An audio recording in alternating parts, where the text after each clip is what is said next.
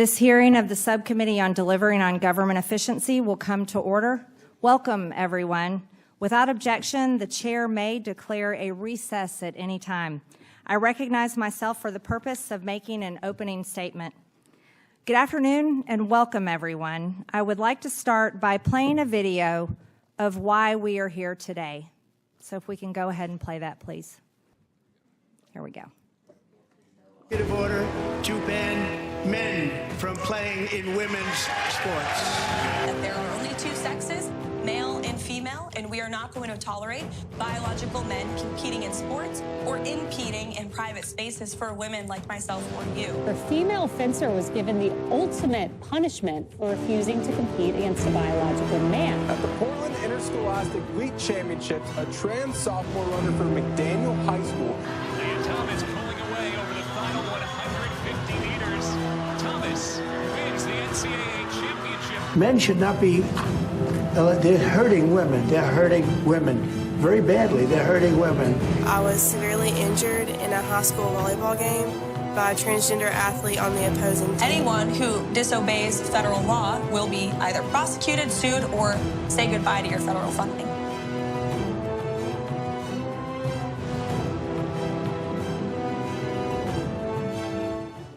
Female athletes should never be forced to compete against mentally ill biological men who parade around in women's clothes. But we'll hear from witnesses today who had to face off against biological male competitors.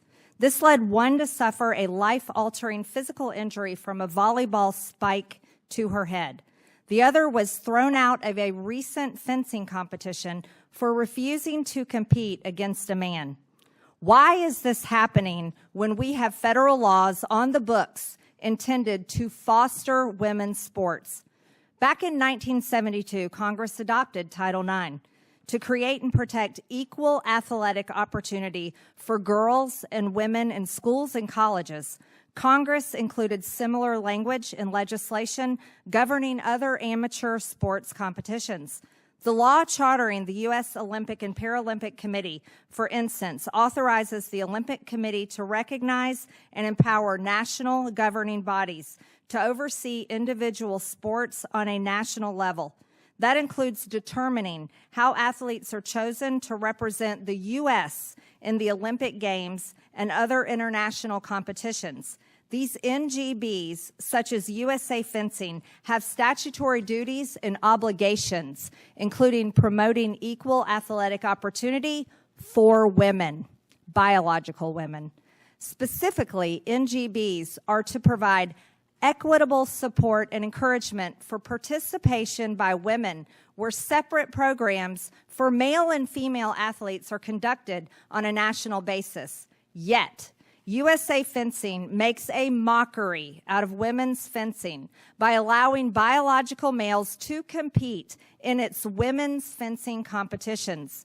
We understand there are roughly 200 biological males competing in the USA Fencing women's division.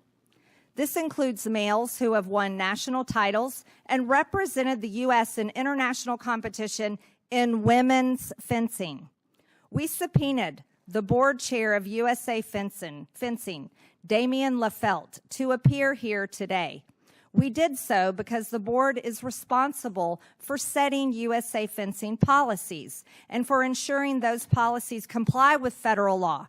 At a recent board meeting where Mr. Lehfeldt presided, the board determined it would change its policy on transgender athletes if and only if forced to do so. Some science shows that men have numerous physical advantages over women that create unfair and potentially dangerous competitions. Such physical advantages are significant in fencing. According to a letter we received from USA Fencing board member Andre Giva, a coach of Olympians and world champions, quote, transgender women fencers have significant advantages in women's competitions, he writes, citing advantages in body size, reach, shoulder width, muscle development, explosive strength, and recovery capacity. And a United Nations report issued last year finds that testosterone suppression does not eliminate the advantage of biological males to avoid the loss of a fair opportunity. It concludes, males must not compete in female categories of sport. But it's not surprising that the USA fencing policy on trans competitors ignores the science. The board is not shy about putting politics ahead of the sport, ahead of women, and ahead of the law. In selecting sites for its national fencing events, for instance, the board policy is to avoid states whose laws and policies on LGBTQ rights and abortion it opposes. It uses equality maps to determine which states to blacklist from its competitions and which states to favor. This ends up favoring a lot of blue states and harming a lot of red ones. So it creates politically determined winners and losers. But it has absolutely nothing to do with fencing. And it contradicts USA Fencing's statutory duty as an NGB to develop interest and participation throughout the United States in fencing. Recently, the board even voted against playing the national anthem at its events. So we shouldn't be surprised that the board opposed the creation of an all-female task force to reevaluate its transgender policy. And it has never surveyed its membership one simple question: do you support transgender athletes competing in women's competitions? Notably, Americans broadly have been polled on that question, and the response is overwhelming. A New York Times Ipsos poll this past January found 94% of Republicans, 67% of Democrats, and 64% of independents agree: keep men out of women's sports. Americans also reelected President Trump in November, and he spoke on their behalf in February when he issued his executive order keeping men out of women's sports. The United States is hosting the Summer Games in Los Angeles in 2028. It's a great time for us to once again take the lead in protecting and preserving the ability of women to engage in safe, fair athletic competition by keeping biological men out of women's sports. A United Nations report issued last August, most noted female athletes worldwide have lost out on numerous medal opportunities. Due to policies allowing males to compete in the women's category, more than 600 female athletes in more than 400 competitions have lost more than 890 medals in 29 different sports. I don't want any more women missing out on medal opportunities, avoiding athletic competitions, or missing out on college scholarships. And I don't want to see any more girls or women getting hurt. We cannot and should not forget the gruesome injury suffered by one of our witnesses here today, Payton McNabb. It happened when she was spiked in the head by a male athlete who identified as a transgender woman. And I'd like to ask the digital team to please play this video now.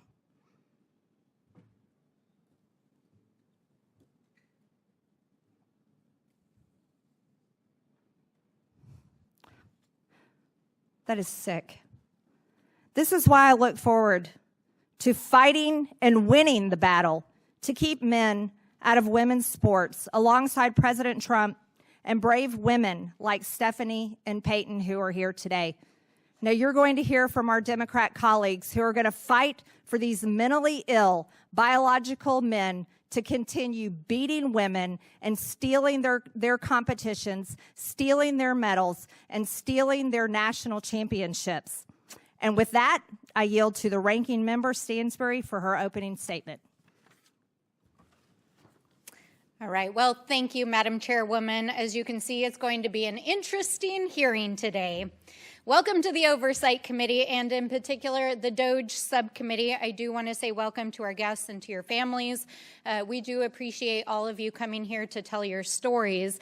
But I want to make clear that this hearing is actually not about oversight or DOJ, but about spreading hate and using trans lives to distract from the real issues that Americans are facing, from attacks on our economy, to attacks on our democracy, to attacks on our communities.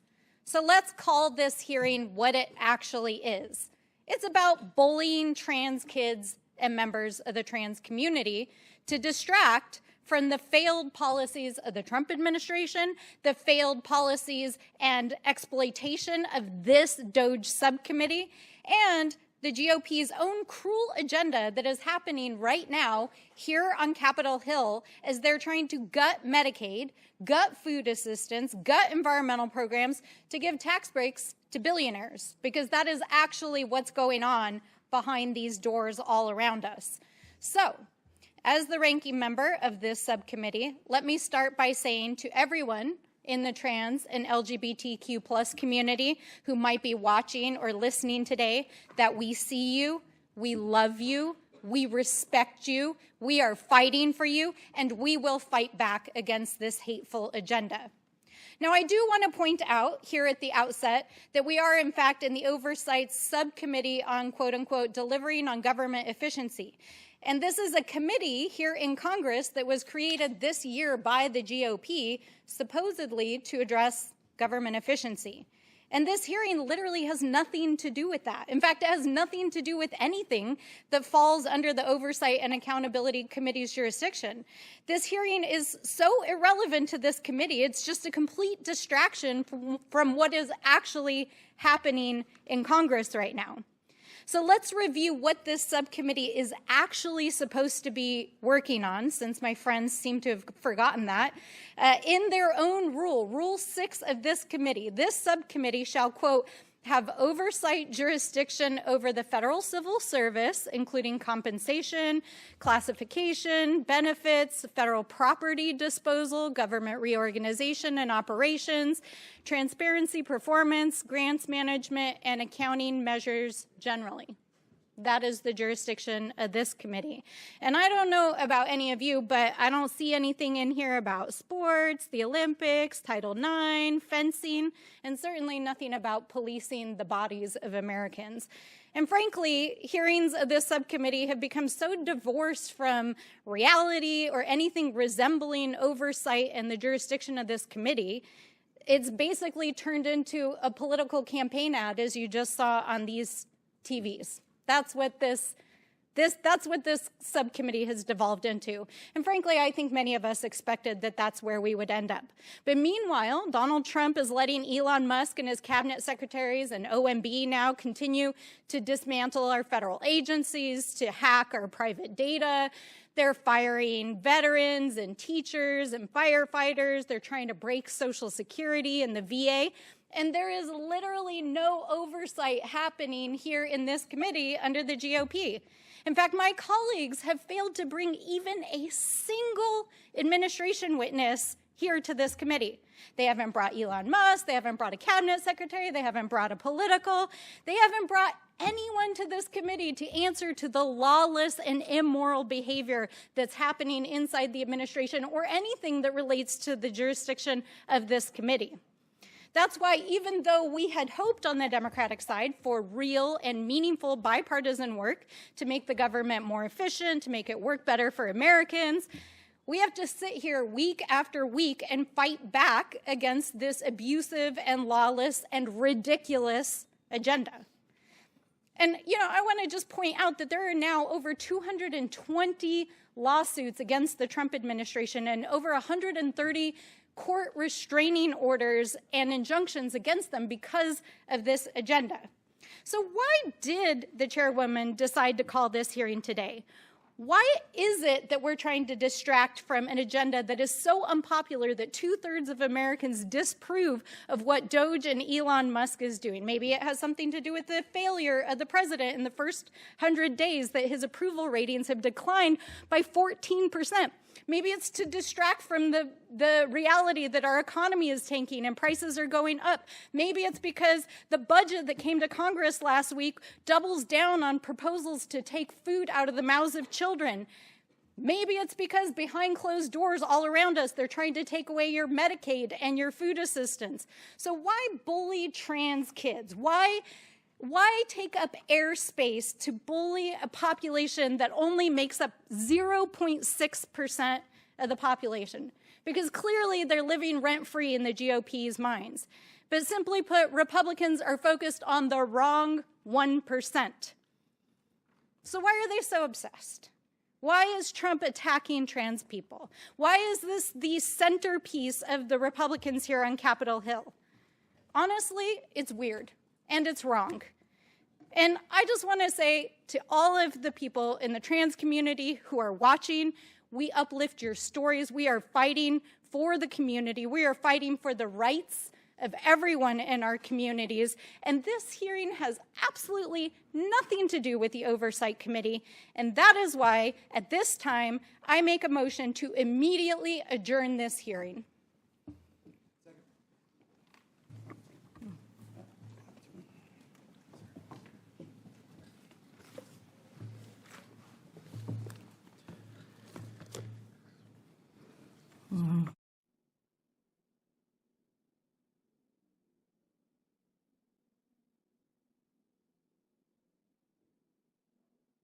Okay. The motion is not debatable. All those in favor of adjourning signify by saying aye. Aye. All those opposed signify by saying no. No. In the opinion of the chair, the noes have it, and a recorded vote will be asked for. The clerk will call the roll. We will pause for the clerk to be ready. Yeah, we'll pause for the clerk.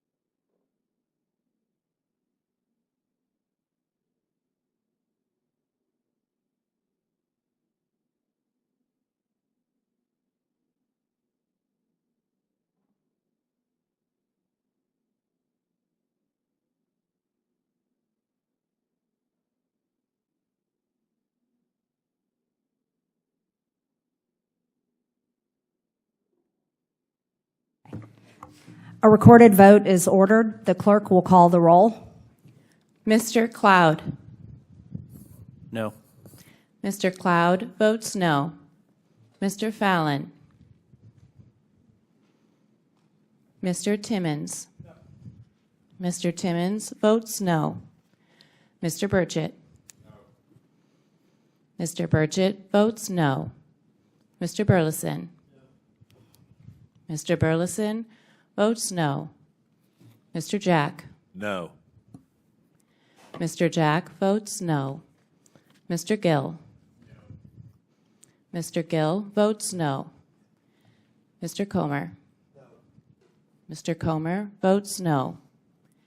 Ms. Norton. Yes. Ms. Norton votes yes. Mr. Lynch. Mr. Lynch votes aye. Mr. Garcia. Yes.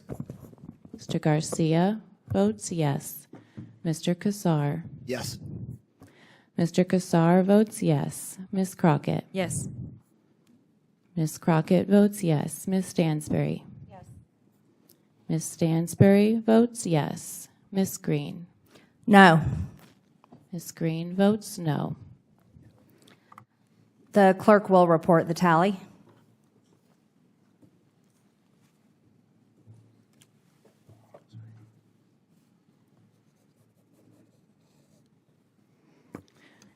Ms. Chairwoman, on this vote, the noes are 7, the ayes are 6. The noes have it, and the motion to adjourn is not agreed to.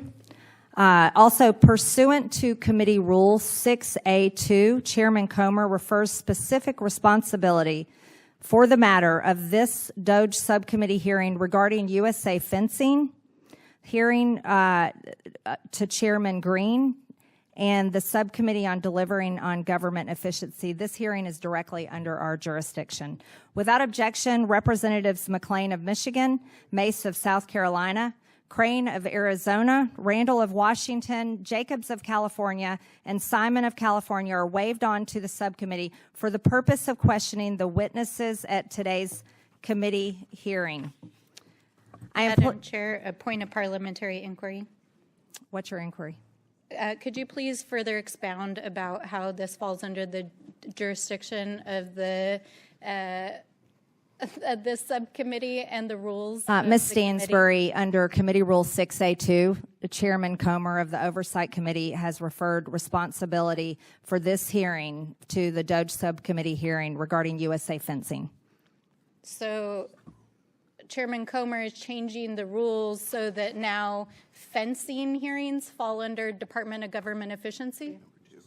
Okay, this is the rule book right here, Ms. Stansbury. I'm sure you have a Okay, copy can of you it. read us The part number that 2, refers fencing to this subcommittee. Number 2, in addition, each subcommittee shall have specific responsibility for such other measures or matters as the chair of the committee refers to it.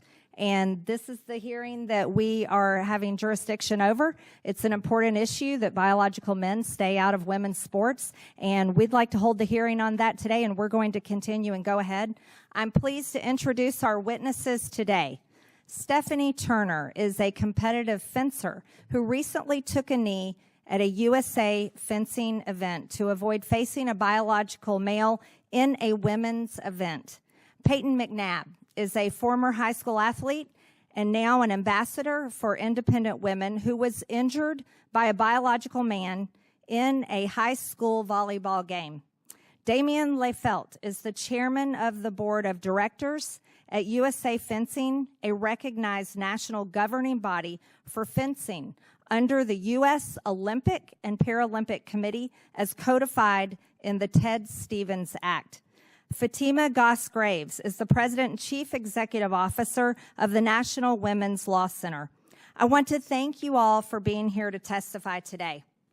Pursuant to Committee Rule 9G, the witnesses will please stand and raise their right hand.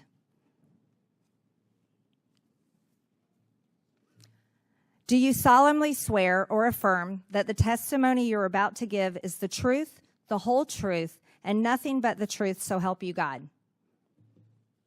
Let the record show that the witnesses answered in the affirmative. Thank you. You may take a seat. We appreciate you being here today and look forward to your testimony. Let me remind the witnesses that we have read your written statement and they will appear in full in the hearing record. Please limit your oral statement to 5 minutes. As a reminder, please press the button on the microphone in front of you so that it is on and the members can hear you. When you begin to speak, the light in front of you will turn green. After 4 minutes, the light will turn yellow. When the red light comes on, your 5 minutes have expired, and we would ask that you please wrap up. I now recognize Ms. Turner for her opening statements. Good afternoon, Chairwoman Green and Ranking Member Stansbury and members of the committee. It's a privilege to be invited here to speak to you today. I started fencing at the University of Maryland College Club team 12 years ago and became competitive within the United States Fencing Association a year later. What started as a hobby quickly became a deep passion of mine. In these past 12 years, I estimate that I have spent over 7,000 hours training and over $100,000 between lessons, club dues, competition fees, equipment, and travel. I have dedicated a significant portion of my life to this sport and competition because, like thousands of other women, I love it. My favorite part of fencing is the competition, the thrill, the fight, the triumph, and even the heartache. But lately, fair, female-only competition is harder and harder to come by. USA Fencing has over 200 self-declared members who identify as transgender.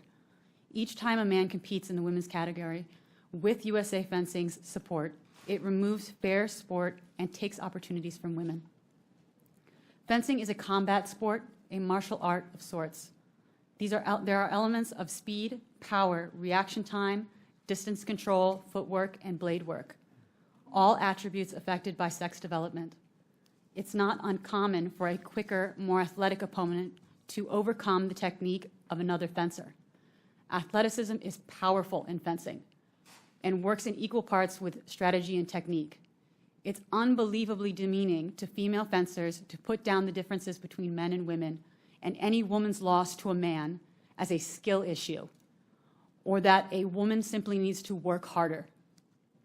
Within the USA Fencing authoritative body, there is a culture of intimidation towards women which demands that we be silent when men enter our tournaments, a culture that includes public humiliation, doxing, social ostracism, dismissal, and even threats. I went from avoiding tournaments with known male athletes to reaching out to news outlets to get this story known. The USA Fencing, up until my protest, has been unresponsive to women's demands for fair fencing, and instead doubled down on efforts to promote male inclusion in the female category. 1 month ago, I took a knee in protest to a man competing in my category, Division 1A Women's Foil, ironically held at the University of Maryland, where my fencing career began. And the video of my protest went viral. The story of that knee began 3 years ago when I contacted Icons out of desperation for numerous men taking women's national and world titles. Leadership was not only ignoring women, but encouraging and glorifying these men. It felt like there was no place for women in USA Fencing. It took me nearly 3 years to get up the courage to come out publicly. That knee I took in protest was a cry for help and an act of desperation. The night before the tournament, I saw Redmond Sullivan's name on the registration list. I recognized his name from a Redux article as a male fencer within Wagner College's men's team, who switched to the women's NCAA team and the women's USA Fencing division. I cried the whole night and again felt betrayed by USA Fencing. I had already spent the money on competition fees and new equipment and spent hours training and refurbishing my equipment, and I had traveled down from Philadelphia, Pennsylvania to College Park, Maryland the night before in preparation for that tournament. I felt trapped. I had been defrauded of a women's tournament and sold a lie by USA Fencing. This was hardly the first time I faced fencing a man in a women's competition. In previous instances, I would wait until the last minute to register for a tournament to see if any known men would register. If they did, I would not sign up. I missed out on numerous regional and national tournaments. I did not want to keep abandoning opportunities to advance my fencing. I had felt so isolated and strangled by USA Fencing for disagreeing with its transgender policy that I felt scared to speak openly online or with friends in the fencing community. I reached out to a church friend asking what I should do. We prayed together and asked God, if it is his will that I protest, that he pair me with Redmond in about that following day. The next morning, I found myself on the platform against him, and I stood down. Speaking out on this issue has made me a target for harassment and violence, as well as cost me friends. I have decided to step away from the sport I love, at least for now as well, because USA Fencing has fostered an environment where I am unwelcome in my own category. It is culturally acceptable to bully and shame women who speak up for other women. I should not have had to make this sacrifice. Women deserve to be treated fairly in sport. We deserve opportunities to train, compete, and win in women's category set aside for women. We deserve this at the lowest level of sport all the way through elite Olympic competition. I hope that by taking a stand and raising awareness of the misogyny in our sport, I can help ensure other women and girls do not have to take such risks to receive the most basic protections in sports. Thank you, Ms. Turner. I now recognize Ms. McNabb for her opening statement. Good afternoon, Chairwoman Green and Ranking Member Stansbury and members of the committee. Thank you for inviting me to appear today. My name is Payton McNabb, and I'm a sports ambassador for the Independent Women's Forum. We are a nonprofit organization that exists to expand support for policy solutions that actually enhance people's opportunities and well-being. Independent Women's motto is Tell Her Story, Change the World. Today I'm here to share my story. I'm a female athlete from Murphy, North Carolina, who had my love of playing sports taken away from me. Since 2022, following a serious but avoidable injury, I've been speaking across the country, sharing my story and advocating for protections for women and girls' hard-earned rights to equal opportunity, fair play, privacy, and safety. Like many other little girls, I grew up playing sports. As soon as I could walk, my dad enrolled me and my siblings in various sports. I'm incredibly thankful for that because participating in athletics has afforded me so many life lessons and given me valuable skills. In high school, I played volleyball, basketball, and my favorite sport, softball. I was excited about the prospect of playing softball in college, but that day never came. My athletic career was hindered and cut short because I was forced to compete against a male athlete on an opposing high school women's volleyball team on September 1st, 2022. I went into this game knowing that there was a male opponent, but I felt helpless and had no idea what to do. Neither I, my team, nor the administration agreed that we should be playing against a male, but the game went on. Toward the end of the game, the male athlete went up to spike the ball, and it came right at my face, slamming into my head. The force of the ball knocked me down unconscious, while my body lay in a fencing position on the court. A fencing position is how your body reacts to a serious brain injury. Everything was dark to me. The auditorium was absolutely quiet, and my teammates were scared. That was my last day playing volleyball. Medical professionals informed me and my family of the heavy news that I suffered a traumatic brain injury, a brain bleed, and my body was experiencing partial paralysis on my right side. The doctors couldn't confirm how long it would take for my body to recover. It could take months or even years, and they couldn't confirm whether I'd 100% ever be back. While I've learned to navigate my new normal, there are several challenges that I deal with on a daily basis. Severe headaches, balance issues, vision impairment, and as my parents say, I'm just not the same kid. It is completely aggravating because the injury I suffered was 100% avoidable if only my rights as a female athlete had been more important than a man's feelings. Since then, I've chosen to use my voice to advocate for girls nationwide, especially for my younger sister, Avery. I've decided to turn my pain into purpose. I played a role in helping pass the Fairness in Women's Sports Act in North Carolina legislature, although it was initially vetoed by former Governor Roy Cooper, who ironically has 3 daughters of his own. Since speaking out, I've heard from so many girls. They see it happening in their schools, male athletes competing in women's sports. The fear of being severely injured by a male athlete who is undisputedly, on average, bigger, faster, and stronger than the average female is real. I want y'all to know that this issue is very real. I didn't realize how big it was until it personally affected me. What we are talking about is reality and basic truth. Men have an inherent biological advantage over women when it comes to sports. The advantage is particularly prominent respect to the activities where speed, size, power, strength, or cardiorespiratory characteristics determine performance. Males jump approximately 25% higher than females. Males throw about 25% further than females. Males run 11% faster than females. Males accelerate about 20% faster than females. Males punch 30 to 162% harder than females. Males are around 30% stronger than females of equivalent stature and mass. This is undeniable, and many more biological statistics can be found in Independent Women's Competition Report. I was so pleased to be at the White House on February 5th when President Trump signed the executive order entitled Keeping Men Out of Women's Sports. Finally, we saw a president act to make sure that sports competition for women is fair and safe. Now we need laws at the state level that define women and keep women's sports safe for women.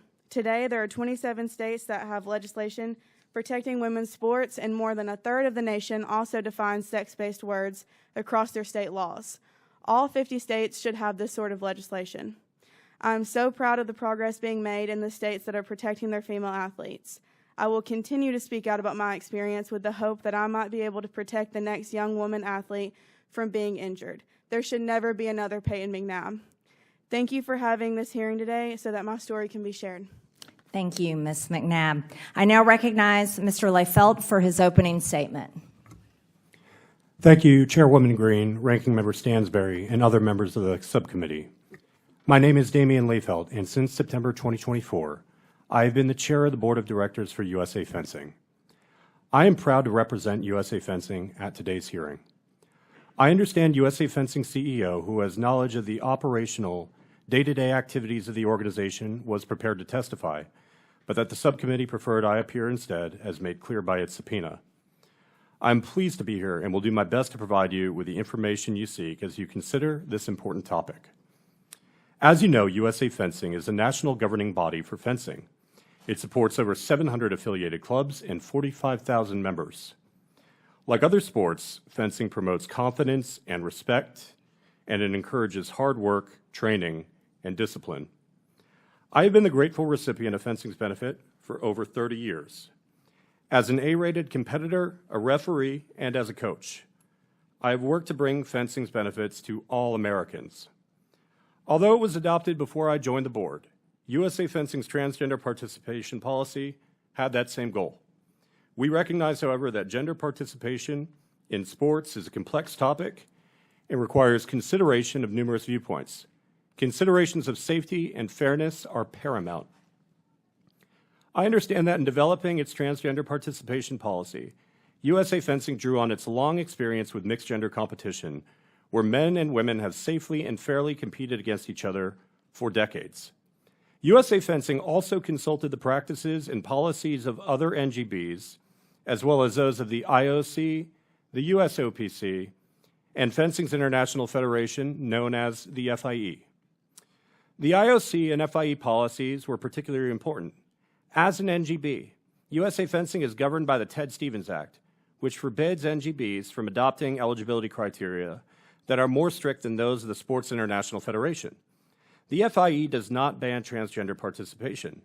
As a result, I understand that the consensus among NGBs, including USA Fencing, is that a ban on transgender participation could violate the Ted Stevens Act.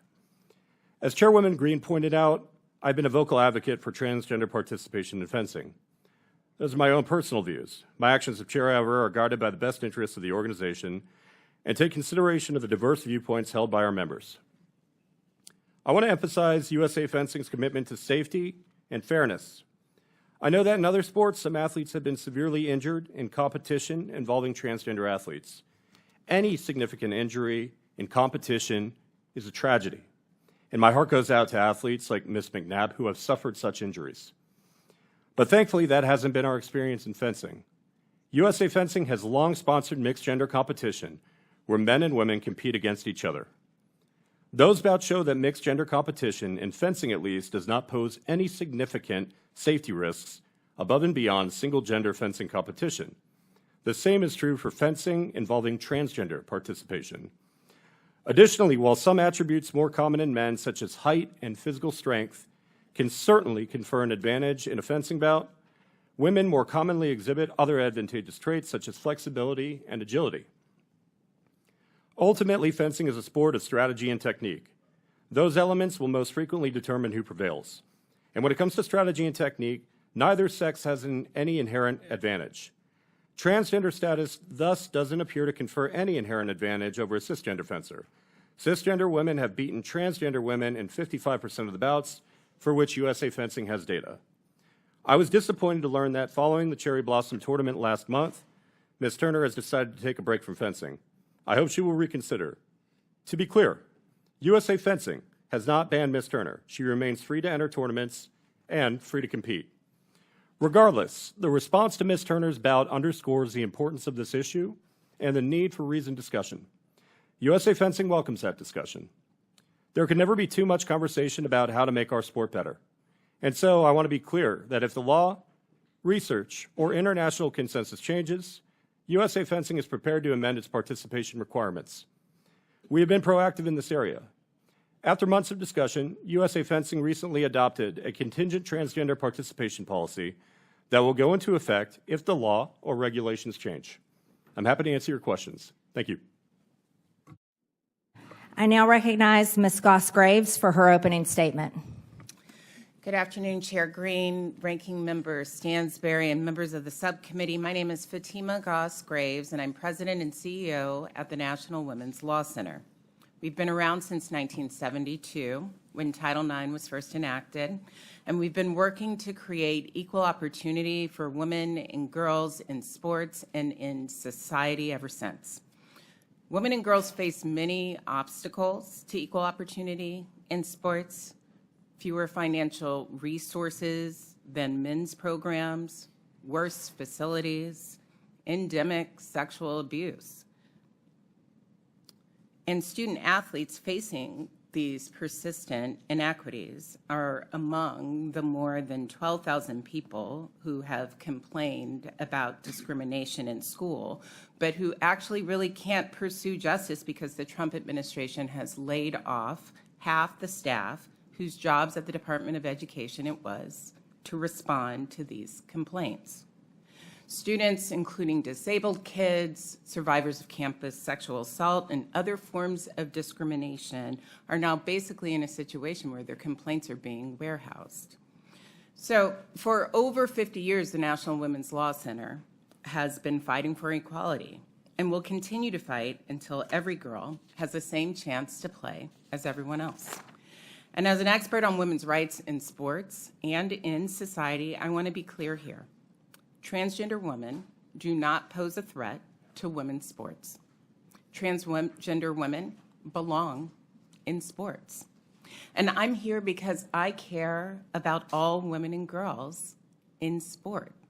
And I know that bullying trans kids and creating panic about the existence of trans people will not make us safer.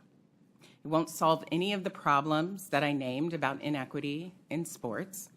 And the fixation on harming trans kids, it will not fix the problems of the American people. Because at the National Women's Law Center, we hear from people every day about the real problems that they are facing. They're concerned about reproductive freedom. They're struggling to put food on the table. They're agonizing about how to care for aging loved ones. Hardworking folks around the country, from Texas to Georgia to Tennessee to California, we hear from folks who are worried that there is a budget in this Congress that would demolish programs like SNAP, Head Start, Medicaid, and generally make their lives harder. And they're looking for an end to attacks on schools, on health care, child care, on workplace safety. Instead, over the last few years, there has been this nonstop effort to convince the public that including transgender women in sports harms cisgender women and harms all people in society. But anti-trans sports fans, they actually harm all women. And I have just a few examples that I want to name. For example, denying trans kids the chance to find teammates who have their back, that's harmful. Or harassing Black and brown women and girls for not being, feminine enough, that's harmful. School officials secretly investigating girls' gender to make sure that they are feminine enough to play, that is harmful and that is dangerous, and yes, those things are already happening. For example, after Utah passed a trans sports ban, a state school board member posted a picture of a high school student athlete on social media, suggesting that she was transgender. She was not. But she faced such intense cyberbullying and threats to herself and to her family, they had to actually get police protection. So as President and CEO of the National Women's Law Center, it could not be more clear to me. Anti-trans bans, they hurt all women. They're wrong. We won't let them be enacted in the name of protecting women, because they don't protect women. They harm us all, and it's discrimination, period. And if the subcommittee wants to defend women, the National Women's Law Center definitely has ideas about that, ideas that will actually help. ideas that will combat the real threats to women and girls' safety and equality today. Trans women in sports, it's just not one of them. Thank you. We will now begin the 5-minute question period of the hearing. I would like to remind the members that Mr. Lehfeldt is here under a duly issued subpoena to answer questions at today's hearing after refusing to appear voluntarily. I now recognize myself for 5 minutes for the purpose of asking questions. No one is here today to harm transgenders. We are here to defend girls and women, and we are here to defend Title IX and to uphold President Trump's executive order that all biological males stay out of girls' and women's sports. Here displayed behind me is the post that Mr. Lehfeldt put up. Mr. Lehfeldt came in here today saying that this is game day. You're right, Mr. Lehfeldt, this is game day. Under the Ted Stevens Act, USA Fencing and other national governing bodies that are authorized to oversee individual sports on a national level have a certain obligation. One such duty is to provide support and encouragement for participation by women, where separate programs for male and female athletes are conducted on a national basis. Another statutory duty is to promote a safe environment in sports that is free from abuse of any amateur athlete, including emotional, physical, and sexual abuse. Mr. Lehfeldt, as the board chair of USA Fencing, surely you are aware of these legal requirements. That means you believe that forcing a woman to compete against a biological man promotes a safe environment that is free from emotional abuse. Is that correct? One moment. A point of order, please, You're Madam not. Chair. You're not. Okay, Madam what is Chair, yours? I have a point of order. The document that you have up behind you is a misrepresentation of the actual post. It appears that you're trying to misrepresent a witness here who you use subpoena powers against. This is not Ms. Stansbury. Ms. Stansbury, this is not a point of order. The actual picture. Ms. Stansbury, you're not clipped and recognized. put Ms. on the Stansbury, board you're not behind recognized. Ms. Stansbury, you are not recognized. Madam Chairwoman, You are not. This is not a point of truth. order, Ms. Stansbury. This is not a point of order. Misrepresenting what the committee does. You are misrepresenting the witnesses. You are misrepresenting policy. You are misrepresenting. Ms. Stansbury, you're not recognized. You're not recognized. That's not a point of order. You're abusing the rules of this committee. This is the post of Mr. Lehfeldt that he posted himself on his own social media. And that's exactly why we have it displayed here today, because Mr. Lehfeldt believes that he can take away the opportunities for women to compete in USA Fencing, and he thinks this is game day to defend biological men. Now, we're going to return to my time as chair of this committee. Ms. Turner, refusing to compete against a man cost you a 12-month probation. Did you feel you were in a safe environment, free from abuse, when you were told you must compete against a man in an all-out competition? No. No, that wasn't free from emotional abuse. Ms. McNabb, when a biological man spiked a ball into your head, were you free from physical or emotional abuse? I was not. Ms. McNabb, did you feel you were placed in a safe environment when you faced a biological male in a girls' volleyball game? No, I did not feel safe. Ms. Turner, were you safe when you were forced to go up against a biological male in your sport? No, I was not. Mr. Lehfeldt, do you think your perception of what constitutes a safe environment for women is more valid than that of a woman testifying here today? Congresswoman, thank you for your question. There was a study that was published in 2010 regarding the safety of sports in the Olympic movement. There were 51 sports that were assessed as part of that study. That's a yes or no question, Mr. Lehfeldt. Do you is that your perception? You're sitting next to a young woman who received a brain injury from a biological male. Is it safe to compete against biological males? Yes or no, Mr. Lehfeldt? What happened to Ms. Yes or no? What happened to Ms. McNabb I'll take that as a no. Mr. Lehfeldt, do you think forcing a woman to change in front of a man in a locker room is abusive? Yes or no? Congresswoman, I'm not sure I Do follow you the want your question. daughter to change in front of biological men in locker rooms? Yes or no?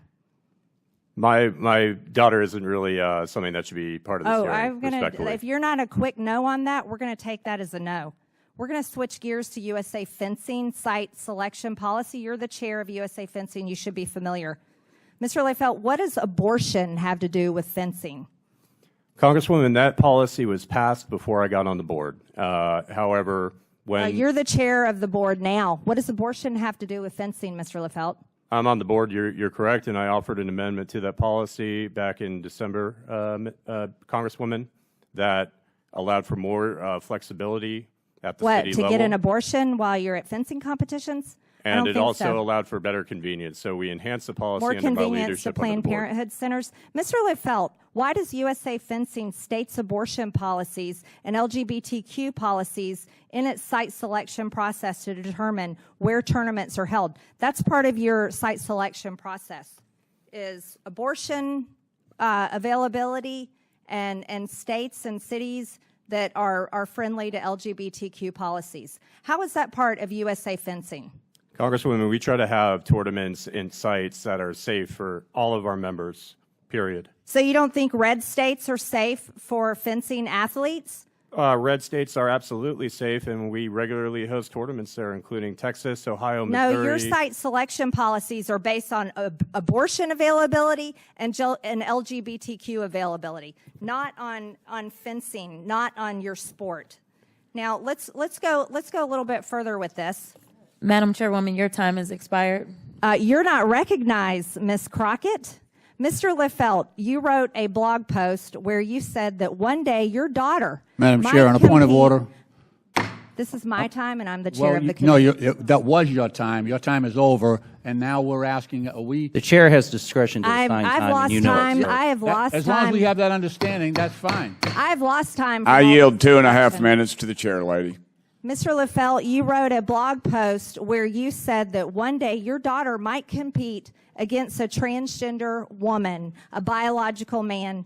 You said that if she did, you might win or she might lose. But whatever the result, you hope she doesn't care about the outcome, because the important thing is that both she and her opponent enjoy the match. That's what you wrote in your little trans manifesto. But you came here today to win.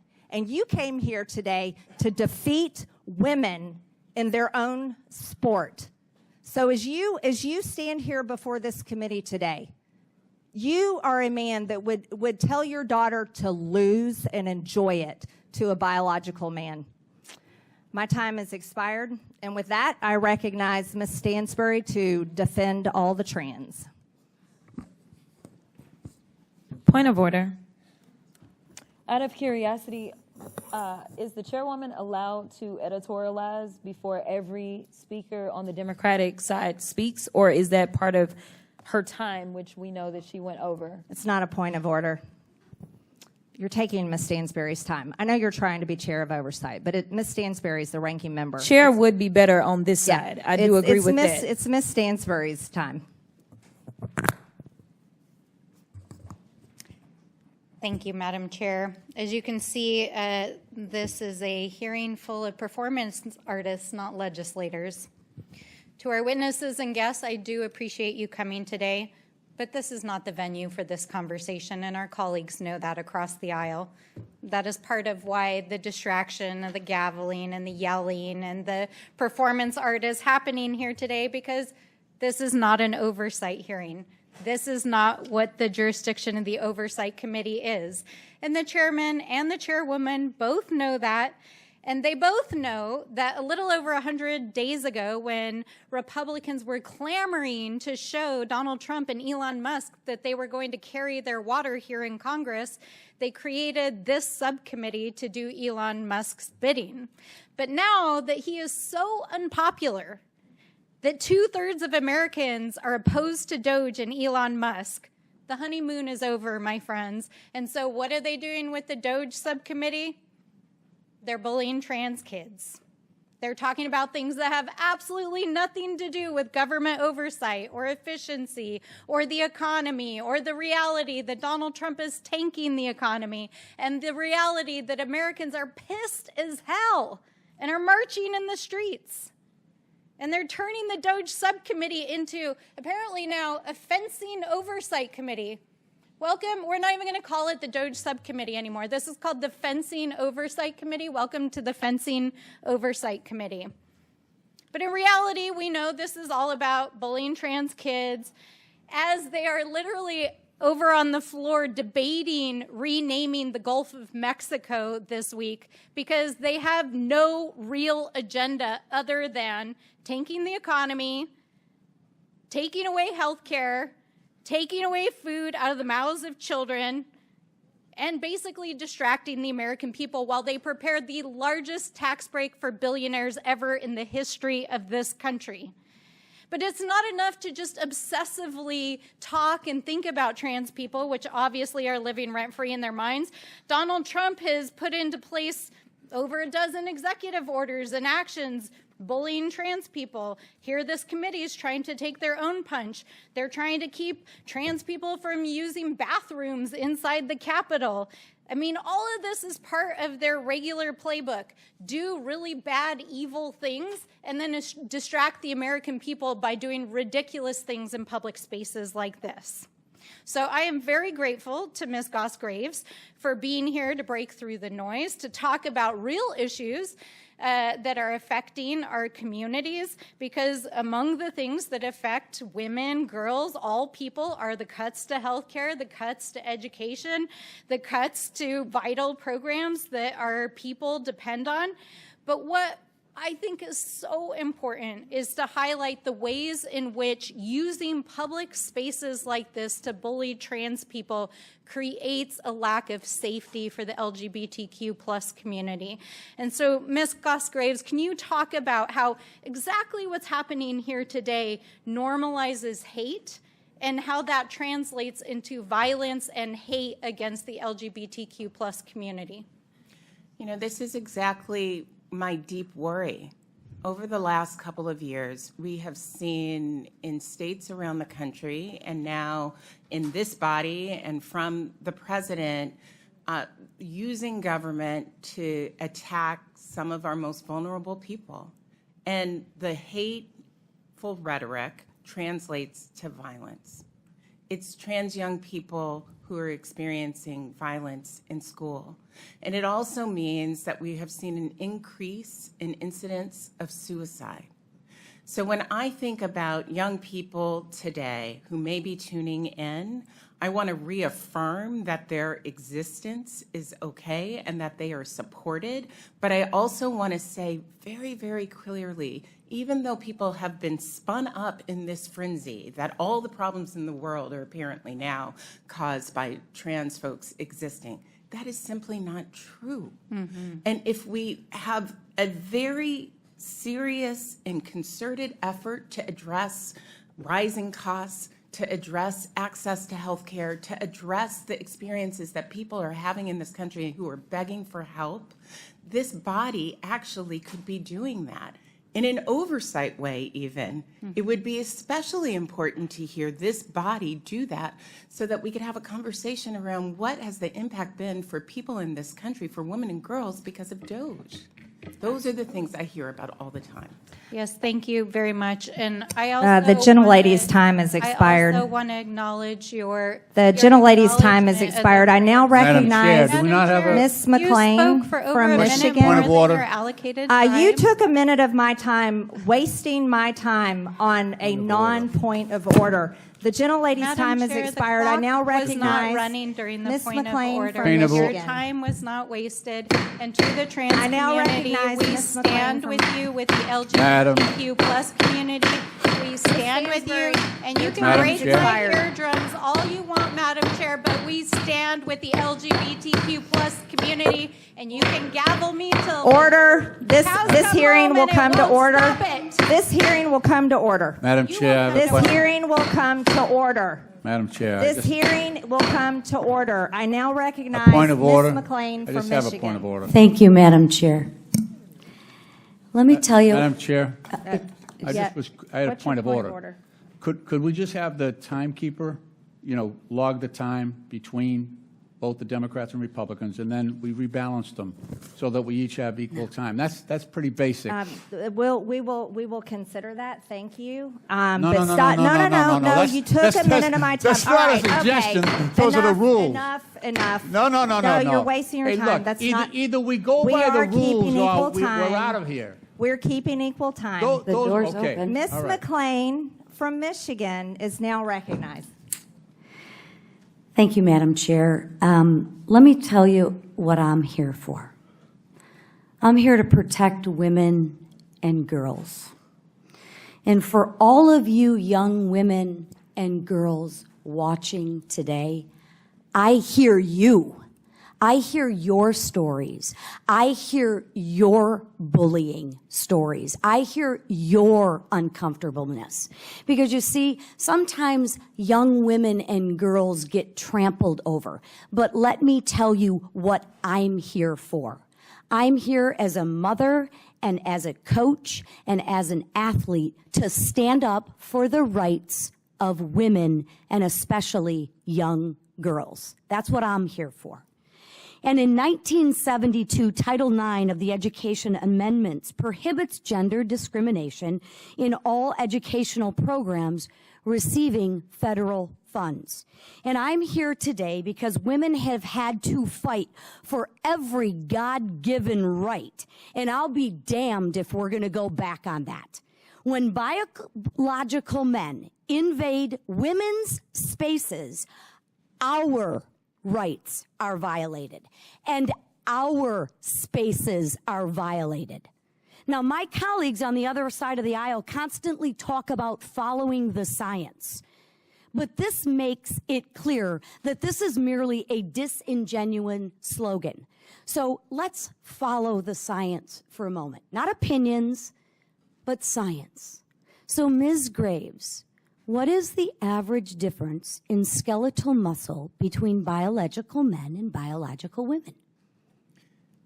So I'm definitely not a scientist, but I can tell you about the studies that have been done looking at transgender athletes, cisgender athletes. It's a great answer to a question I didn't ask, so perhaps I can help you. So the answer I think where you're trying to go is there an inherent Is there a biological difference between men and women? in all contexts? And the answer is no. Okay, right now. Okay. The answer is no. Okay, let And me so educate you. And the reason Okay, that I can reclaiming tell my you that time. the answer is no is because UCLA has studied this. They did a study of The gentlewoman's reclaimed her time. Miss McLean's recognized. So I'll educate you.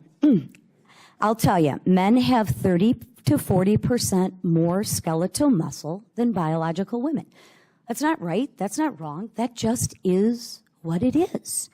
I was going to ask you what is the difference in upper body strength, but I don't think you know that either. So I'll answer that question for you as well. Biological men exhibit 20 to 50% greater upper body strength, and 25 to 30% lower body strength than biological women. That's just the science. Ms. Graves, you stated your organization's mission is to ensure safety and opportunity for all girls. Was Payton McNabb safe on September 1st of 2022? It sounds like she definitely wasn't. And Thank what you. happened to her was tragic. I would argue, though, Thank that the answer is to ensure that people can't spike volleyballs into people's heads. That seems unsafe. Thank you for your answer, Ms. Graves. So I will reclaim my time on that. So here's the inherent problem. If I would say I'm a 6'2" blonde supermodel, you agree with that statement? I know my husband does, but does that make it true? I'm not sure how tall you are because you're sitting down, but I'm assuming you're not blonde. Look like a 6'2" blonde supermodel? No. Okay. But I identify as one. Okay? Just because I identify as one doesn't make it true, but let's go ahead and say for a moment it's true. The issue that I have for the young girls is you can live in your reality. You can live in your reality. But when your reality intrudes on my safety and puts another person at harm or in harm's way, that's when I have a problem with it. When you want to live in your distorted reality, you can do that. But that doesn't mean everybody else has to do that either. Because I will ask you one other question. Can a 43-year-old man identify as a 13-year-old boy? Ms. Graves? Can a 43-year-old man live in his reality of identifying as a 13-year-old boy? So this question makes me understand that you... No, this question is a question that you need to answer that you refuse. If we're going to be who we want to be, can a 43-year-old man identify as a 13-year-old boy? The witness can answer, but the gentlelady's time's expired. So here's the thing. It is absolutely... It's a yes or no. So I'm hoping that some people are watching, and so that's why I'm trying to provide some The gentlelady's time's expired. This is a yes or no question. Okay. I would have loved to give a fuller answer. Here is my answer to you. The answer is no, that an adult can't be a child.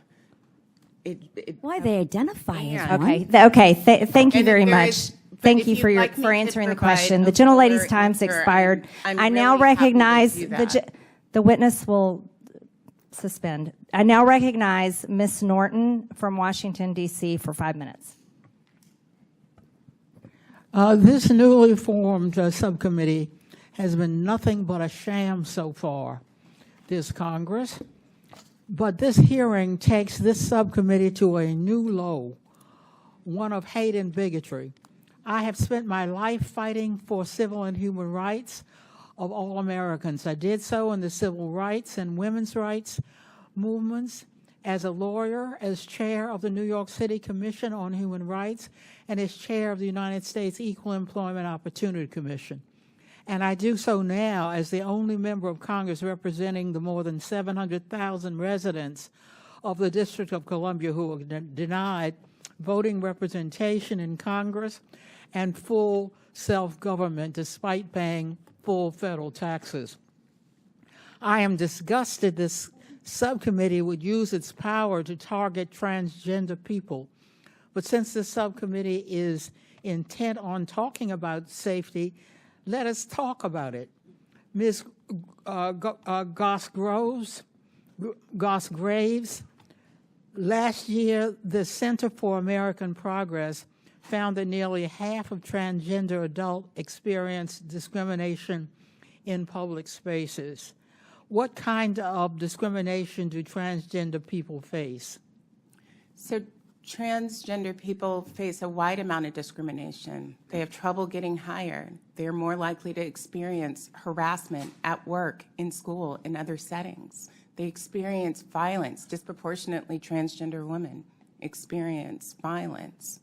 So the types and forms of discrimination that the Equal Employment Opportunity Commission used to track thoroughly is vast and could and should be the subject again of this committee. The committee could look at the wide range of discrimination that transgender individuals are experiencing at work and what is happening now at the EEOC now that it is not treating that type of discrimination in the same way that it used to. Please discuss the violence transgender people face.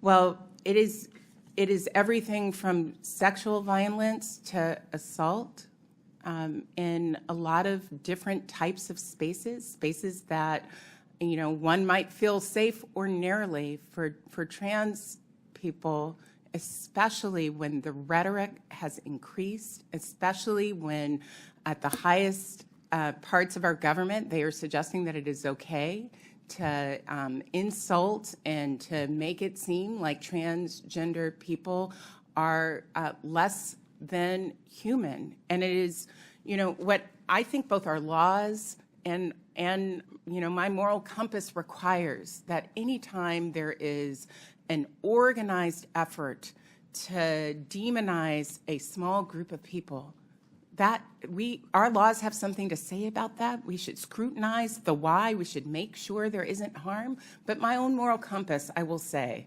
has something to say about that, about any time a group of people experiences the level of hate and discrimination and violence. It's up to all of us to show up. Discrimination and violence should never be acceptable.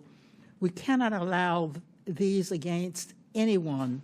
Today's attack on transgender people is a blatant attempt by the Republican majority to distract from the real harm they are causing Americans through their disastrous policies. They are proposing taking away health care and food assistance from tens of millions of Americans to give tax cuts to the wealthy and corporations. Ms. Goss Graves, if Republicans make these cuts to Medicaid and food assistance, how will this affect the health and well-being of women across this country? It will be disastrous. Almost half of births in this country are paid for by Medicaid. Women around the country and their families' lives can be upended by having access to health care one day and then not the other. And it will also change access to health care in entire regions. There are large parts of this country, especially in rural areas, that do not have enough health care systems. And if Medicaid is gutted, that will only make for more health care deserts. And the last thing that I just want to say about this is that Medicaid is sort of the backbone of long-term care. So the gentlelady's time has expired. I now recognize Mr. Cloud from Texas. Thank you, Madam Chair, and I appreciate you holding this hearing. And I especially want to thank Ms. Turner, Ms. McNabb for being here and telling your stories, not only coming before Congress and talking to us, which is bold and heroic in its own right, but taking the stand that you've taken, and for Ms. McNabb for continuing to tell your story. I am sorry that you've been put in this type of situation where you're at a critical moment in our history where this is an issue that we're having to deal with. But I admire you for your courage and thank you for being there. As a committee, we're bringing this up in part because of the Ted Stevens Act that Mr. Lehfeldt mentioned. The U.S. Olympic and Paralympic Committee is a congressionally chartered entity under that act, and the USOPC, therefore, and its NGB derivatives, the National Governing Boards, have to abide by federal law. And so we have Title IX, which says that these organizations will not discriminate based on sex.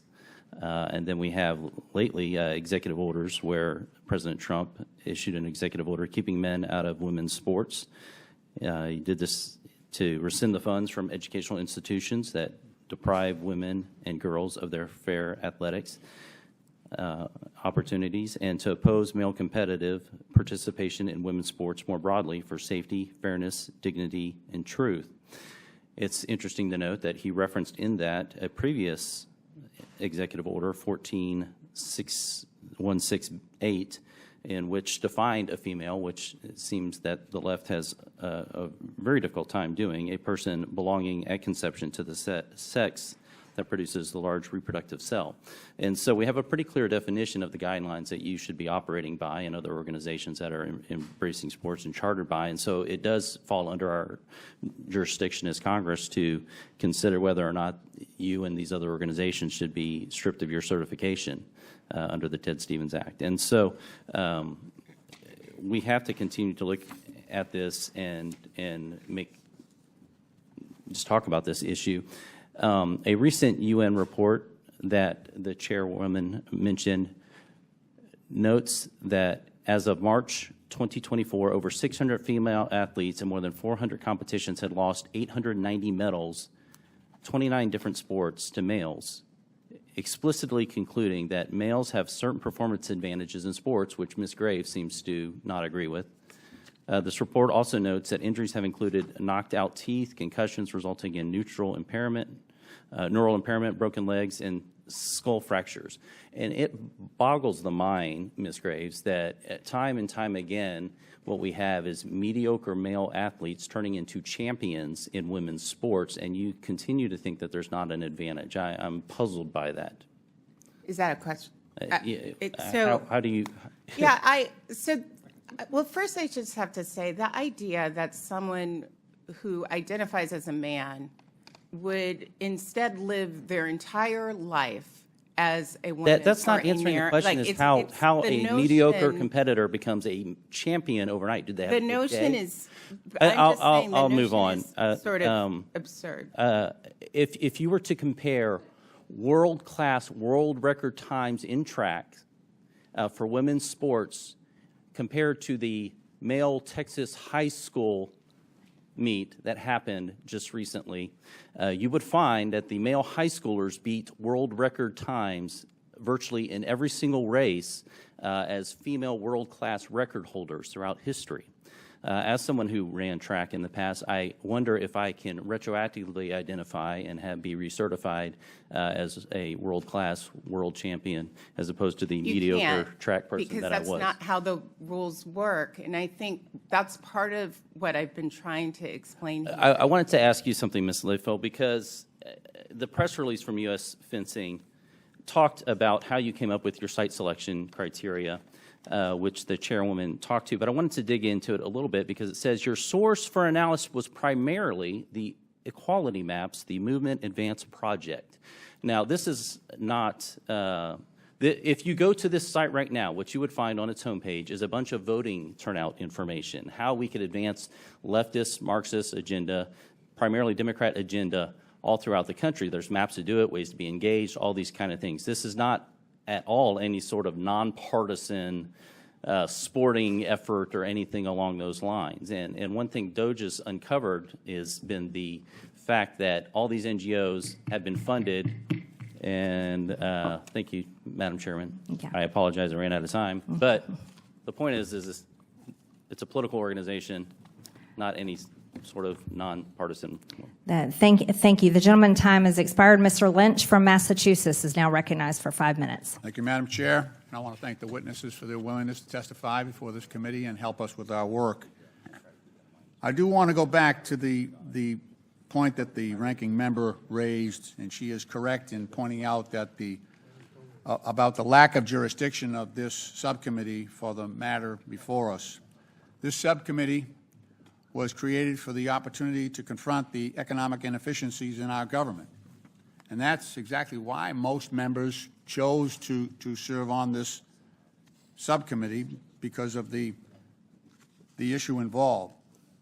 So this subcommittee could be focusing on the layoffs that President Trump has executed, over 200,000 firings of federal employees from the EPA, employees from the Social Security Administration, employees from the Nuclear Security Agency, employees from the FAA, including air traffic controllers.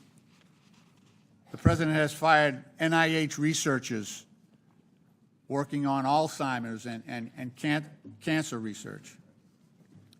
This subcommittee could be addressing the layoffs of 3,000 workers at the VA.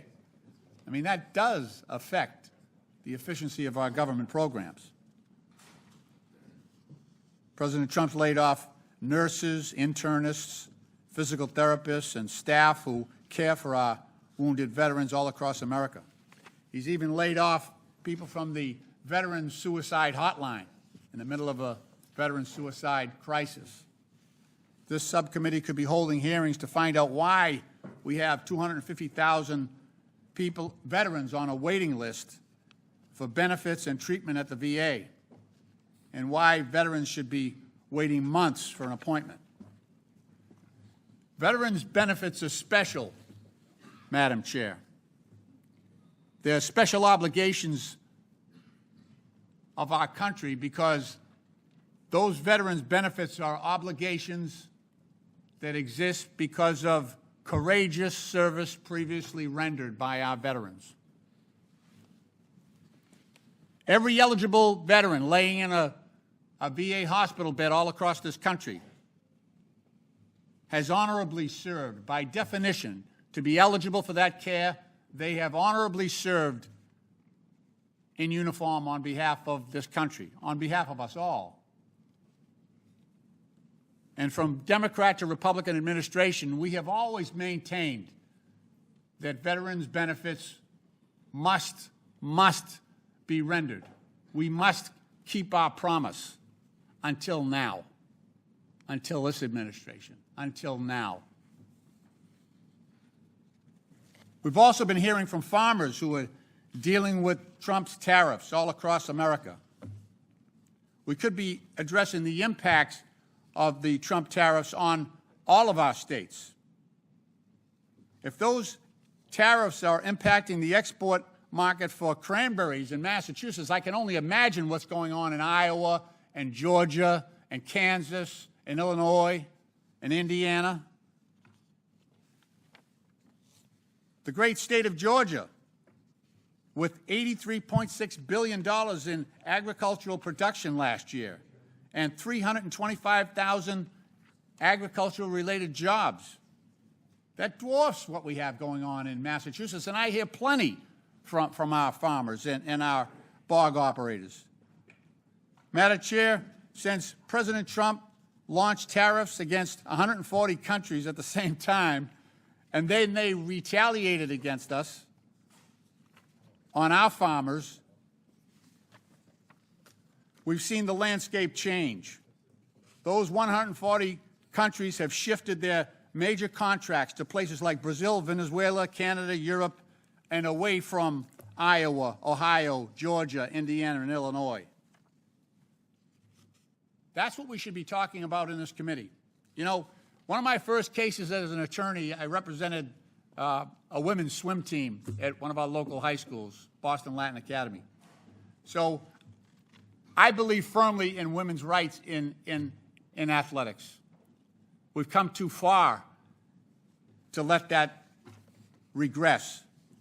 But I hope someday we actually have a hearing here to talk about gender dysphoria or gender incongruence, so we can get doctors and families in there whose families and kids are suffering from that disorder, rather than simply punching down at some of the weakest people and most vulnerable people in our society. Madam Chair, I thank you for your courtesy, and I yield back. The gentleman yields, and now...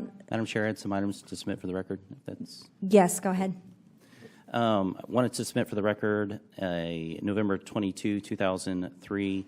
Here's the latest on USA Fencing Tournament site selection. It's a press release from the U.S. Fencing Tournament.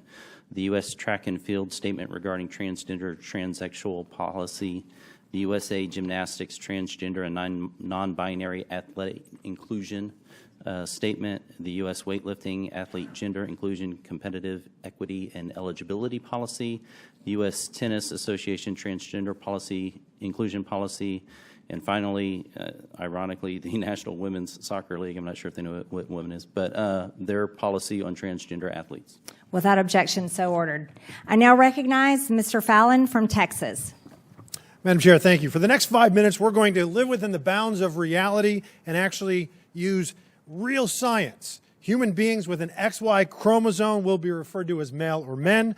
Human beings with an XX chromosome will be referred to as female or woman.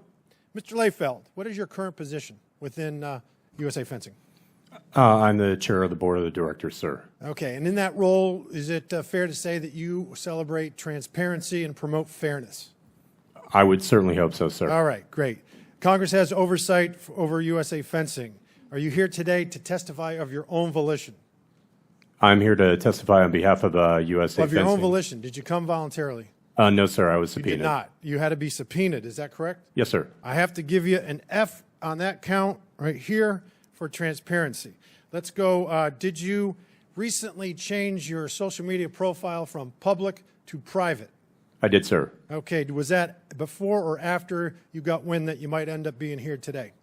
That was around the time that I was receiving death threats and anti-Semitic messages from a number of people, happened to be sir. right after you found out that you might be here, correct? I can't recall, sir, specifically when I went private. Yes, that is April 14th, and you did it after. So I'm going to give you another F, 2 counts for transparency. Let's talk about fairness, because you said you wanted to be fair. there are 2 competitive classes in USA fencing, yes? 2 divisions, men and women? That's correct, sir. Why is that? There's also a mixed event, I should add. A mixed event is a plurality of our events. But you have, but to be specific, because we have limited time, you have a male division and a female division. Is that correct? We also have a mixed division, do you have sir. a male division and a female division? Yes? We have a male You do. division, Okay, we have a thank female you. division. We also So, have mixed events, which represent a plurality do you of our allow events. men to compete against women? In mixed events, sir. Okay, but not again. There is a distinct class for just women. Yes? Yes, there is a Thank women's you. event. Thank yes, you. We're sir. getting somewhere. Now, that is because I think you would agree that in general, maybe not because Ms. Graves doesn't, that men inherently have some physical attributes that give them an advantage. Would you agree with that?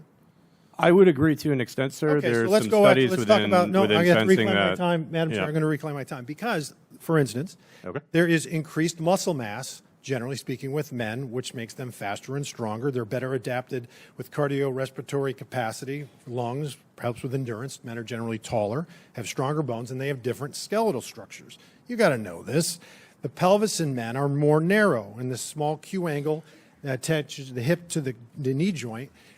That's important because the more narrow that Q angle is, the more force than you can project. Now, that's only important in sports that require standing, squatting, kicking, or pedaling. And then you also have a sex difference in the angle of the humerus and the ulna at the elbow. And the more narrow and the smaller that angle is, that projects more force upon extension in only sports that involve throwing, thrusting like in fencing, hitting a bat, racket, or stick. So, like, for instance, what my colleague said, Will Thomas was 462nd best male swimmer for 3 years. And then he was winning events when he competed with women. Female gold medalists in the 100, 400, and 800 would not even qualify to compete for the gold in the men's division. Marathon, the best marathon female would be 90th against the men. Best triathlete female would be 50th against men. And Major League Baseball has had exactly 0 women play on an opening day roster. NFL, NHL, NBA, again, 0. So let me ask you this question. I'm very curious to hear your answer. Yes, sir. Would you do you think it's fair for a man that identifies as a man to directly compete against a woman? In a mixed event, sir. Okay. So you think that's fine? A man can compete against a woman in the women's division? In the women's division, sir, they must go through 1 year. Right. So hormone what I'm saying, replacement so I'm period. a man that's identifying as a man cannot. You're not cool with them fencing against women. Men compete against women in mixed events all the time, sir. They're a plurality of our events. And who generally wins those? The recent data that we pulled showed that cisgender men prevailed in 64%. So cisgender men are men. Okay, let's just call it for what it is. Yeah, right. So the bottom line is this. Even when you go through hormone treatments, you know this. It doesn't reduce your height. It doesn't shrink your bones. It doesn't decrease your lung capacity. It doesn't alter your skeletal structure. There's exactly 0 studies in the world that show that any amount of hormone therapy will ultimately result in parity between men and women. It doesn't exist. The IOC just did a study with 800 men, and even after a year, they retained 83% advantage. This is absolute lunacy. It's crazy. But you crazies, you keep being crazy. And we'll see you November of 26. I yield back. Thank you. Chair, I'd like to ask for unanimous consent. Without objection, so ordered. I'd like to ask for unanimous consent to enter an article from NPR titled, "What Has Doge Done in Trump's First 100 Days?" into the USA Fencing Subcommittee of the Oversight Committee. I now recognize Mr. Garcia from California for 5 minutes. Thank you, Chairwoman. I want to just start, of course, by thanking all of our witnesses for being here today. I appreciate your time. I've said from the beginning and from our first Doge subcommittee meeting that we've really not talked about government efficiency or any real serious legislative work. But even I am surprised that this subcommittee is now apparently in charge of policing women's sports. Now, this is nothing to do with our committee's jurisdiction, as said earlier, and nothing to do with helping the American people. Now, Republicans in Congress are trying to destroy our health care and social safety net, as we've seen them do over and over again. Elon Musk is destroying critical medical research programs. We have a measles outbreak. We have an anti-vax health secretary. But apparently this committee wants to spend its time bullying trans kids and athletes and arguing about fencing tournaments. This is not only outrageous, it's also dangerous. Now, this committee is supposed to be about saving taxpayer dollars. And let's be really clear. Mr. Lehfeldt, USA Fencing doesn't receive large taxpayer-funded grants and doesn't really receive federal funding. Is that correct? Sir, we do not receive a penny in federal funding. So you do not receive a penny of federal funding, and we're spending our time in the Government Efficiency Committee debating a fencing tournament and your association, that of you which receive no federal dollars. Let's be clear. All kids and people deserve to be able to participate in sports. And USA Fencing and other sports have the right to lay out rules to make sure their sport is fair and safe. And we know that transgender youth and athletes experience all kinds of mistreatment because of their gender identity. This includes bullying in schools, family rejection, threats of violence, even by some in Congress, and other discrimination. Now, sports participation can actually help overcome some of this vulnerability. Now, we have a wide range of views on this committee, but I want to make sure that people are aware there is some bipartisan consensus. Here's a quote from one of my Republican colleagues who's actually on this committee today, which I want to read. I find it encouraging. It says, "I strongly support LGBTQ rights and equality. No one should be discriminated against. I have friends and family that identify as LGBTQ. Understanding how they feel and how they've been treated is important. Having been around gay, lesbian, and transgender people has informed my opinion over my lifetime." Now, Ms. Goss-Graves, do you know who said this by any chance? I don't know. This was actually Congresswoman Nancy Mace, who's, I know, waved on to our committee today. Now, Madam Chair, I'd like to insert into the record this article on CNN that says, titled, "Nancy Mace, now targeting transgender lawmaker, called herself pro-transgender rights in 2023. Madam Chairwoman? Without objection. Thank you. Now, Congresswoman Mace, of course, is here today. Now, in November of just last year, Congresswoman Mace posted 326 times on social media about trans people and their access to bathrooms in just one 72-hour period. That's a fact. So I'd like to introduce another article from Newsweek, and it's entitled, this is the title, "Nancy Mace has posted 326 times in the last 72 hours about bathrooms." Madam Chair, can I introduce this into the record? Without objection. Thank you. I point this out because it's actually important context. Republicans accuse Democrats of focusing too much on LGBTQ plus issues or trans issues. But we want to talk about protecting Social Security. We want to talk about protecting the cost of living. We want to talk about lowering prices. We want to make sure that all people have health care. But Republicans are so obsessed with demonizing trans people that we are wasting time in our Government Efficiency Committee talking about trans people that like fencing. Now, let's remember, according to congressional testimony from the head of the NCAA, there are less than 10 trans college athletes in 2024. That's less than 10 out of 500,000 total NCAA athletes. Less than 10 out of 500,000. Now, Congresswoman Mace has posted about this issue hundreds and hundreds of times. That's equal to hundreds of individual posts per athlete. All the while, we're ignoring the real issues. I want to remind everyone that we've seen 935 confirmed cases of the measles as of May 1st, according to the CDC. Nearly 1,000 children are getting sick while our country is hit by crisis after crisis. Let's focus on the 930 adults and kids with measles versus the 10 trans athletes that are participating in college sports. It is obvious to the American public that this issue is being exploited by extremists to divide the American public. It's shameful. It's been clear that DOGE is not about government efficiency. It's an attack on vulnerable people. And with that, I yield back. The gentleman yields. I now recognize Mr. Timmons from South Carolina. Thank you, Madam Chair.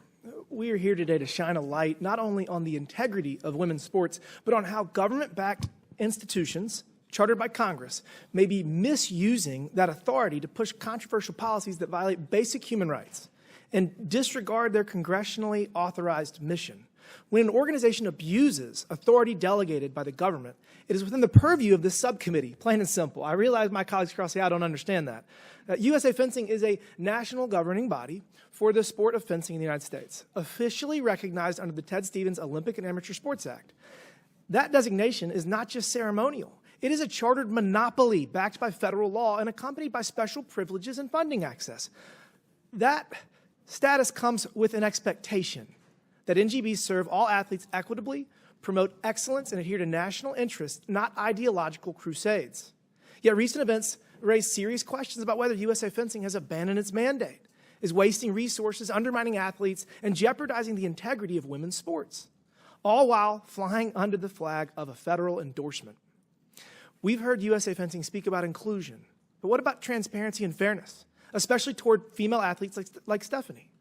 We are having this hearing for women's rights, and we know the difference between a man and a woman. That's why we are here. Stephanie Turner and Payton McNabb's rights have been violated. What's worse is they have been violated by an entity operating under the color of federal law, an organization that bears the name of our great country as bestowed by Congress in 1978. And I can assure you that in 1978, the members that voted for this law would be horrified. They would be horrified that we have to have this hearing. Mr. Lehfeldt, you said earlier that the Ted Stevens Act prohibited you from discriminating against biological men that identify as women. What are you referencing? Congressman, I may have misspoke. I don't recall saying that. Could you remind me specifically what my words were in that scenario, sir? Specifically said that the statute, that you were statutorily prohibited from telling transgender men that they are not allowed to participate in women's competitions. Sir, I believe what I was referring to was a statute within the Ted Stevens Amateur Sports Act which prevents any NGB from being more restrictive than their international federation. We have consulted with very competent legal counsel. Are you familiar with the executive order signed by President Trump right here? Yes, sir. Okay, so Madam Chair, I'd like to submit this for the record. Without objection. So a couple things. One, this executive order prohibits all entities that receive federal funds, which I know you do not, of allowing transgender men to compete in women's sports. So that's basically your entire pipeline. Your main purpose is to be competitive, is to figure out who we're going to send to the Olympics, or one of your main purposes. Is that fair? That's correct, sir. Okay, so you have women that are participating in high school and in college, and they're never going to compete against transgender men because that's federally prohibited. And by the way, this executive order also says that the Secretary of State shall use all appropriate and available measures to see that the International Olympic Committee amends the standard governing. We're going to fix this, and you're lagging behind us fixing it. And what's going to happen is we're going to amend the Ted Stevens Act to literally, you're going to lose your federal charter. And I appreciate that you did adopt a contingent policy, but why do we have to do this? You're really creating a problem where no problem should actually exist. And if all this isn't enough, I'm going to just highlight something you had on your website. I mean, this is just pretty insane. What statutory or moral authority is granted to USA Fencing in its charter to determine who in our society is oppressed? Congressman, forgive me, I can't. Hey, this is on your website. But if I could go back to something you were saying before, sir, about changing the law and what you were talking about with the executive order. Correct, sure. All right, thank you, sir. We will be prepared to pivot as soon as the Ted Stevens Amateur Sports Act changes. You might get the FIE, the IOC. IOC. More, I mean, I have a feeling that we're going to write the statute in a way that if this is a problem when the statute becomes law, we're probably going to have some additional clauses in there that removes rights and abilities. But look, you do you. And we will follow the law, sir. The law is going to be punitive. I can assure you of that. We're not going to let this stand, and it's going to get fixed. And anyways, I want to go back to this. So you say on your website that so Vietnam veterans are an oppressed group versus veterans. Why does a veteran of a war in Afghanistan or Iraq how is a Vietnam veteran oppressed? Sir, I've actually never seen this, but I want to be clear. We have an appreciation for all of our veterans. We have many who have one individual who served our country admirably, was disabled by an IED in Iraq, and we very, very much appreciate delete this off your website. all of our veterans, sir. Without a Thank you. Madam Chairwoman, I'd like to ask for unanimous consent to enter something into the record. Without objection. Madam Chairwoman, I'd like to enter an article from USA Today entitled "Millions of People Would Lose Their Coverage Under Trump-Backed GOP Plan to Cut Medicaid." This is the CBO score that came out today. We want to talk about Without things that are objection. horrifying. Without objection, How about the so ordered. millions of Americans that'll lose. We're their not reading the healthcare? article without objection, so ordered, just the title. I now recognize Mr. Kassar from Texas. Madam Chairwoman, I want to start off by acknowledging that this morning, the Nonpartisan Congressional Budget Office announced that more than 5 million Americans can lose their health care because of the Medicaid cuts being pushed by Republican members of Congress. So, of course, Republicans on the Government Efficiency Committee are holding an emergency hearing on semi-pro fencing. Not fences like the kind that goes around a building, but like the sport with the swords. And I've knocked on thousands of doors and talked to thousands of Republican, Independent, and Democratic voters in my career. And not a single time has someone flung open their door and said, "Thank God you're here, Congressman. I want to ask you about transgender people fencing." It's just never happened. I've never even met a fencer before. I've just seen it on The Parent Trap. I'm sure it's a great sport, but what the hell are we doing here?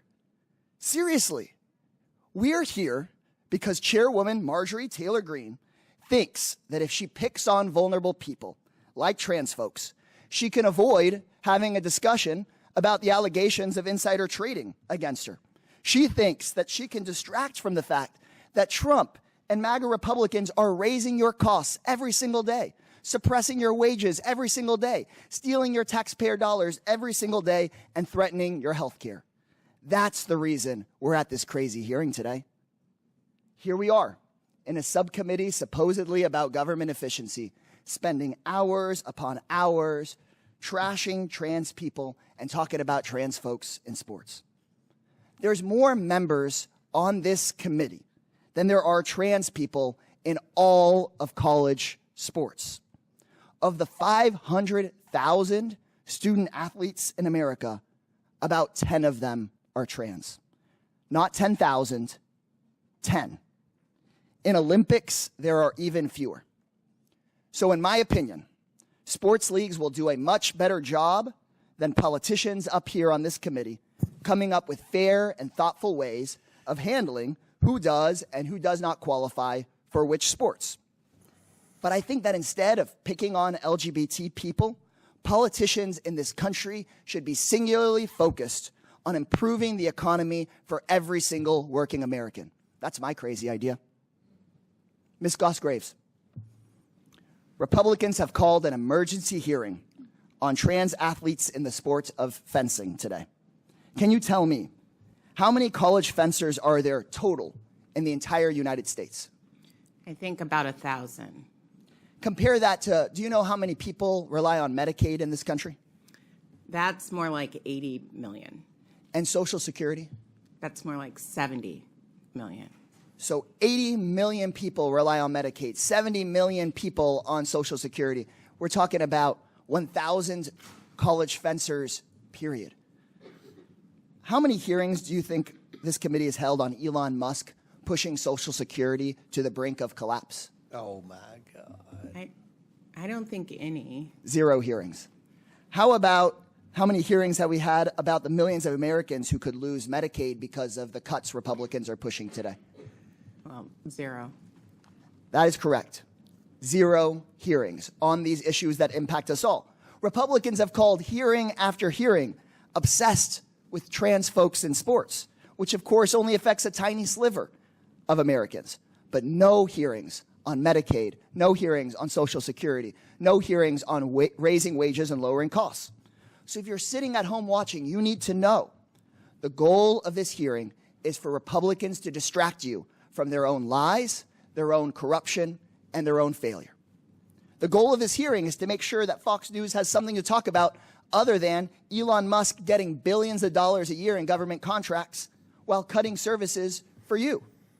The goal of this hearing is to make sure that Fox News has something else to talk about other than Chairwoman Marjorie Taylor Greene's alleged insider trading.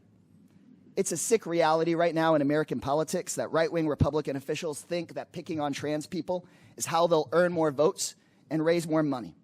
They pick on Americans that are already facing discrimination and violence, and they're making those challenges worse.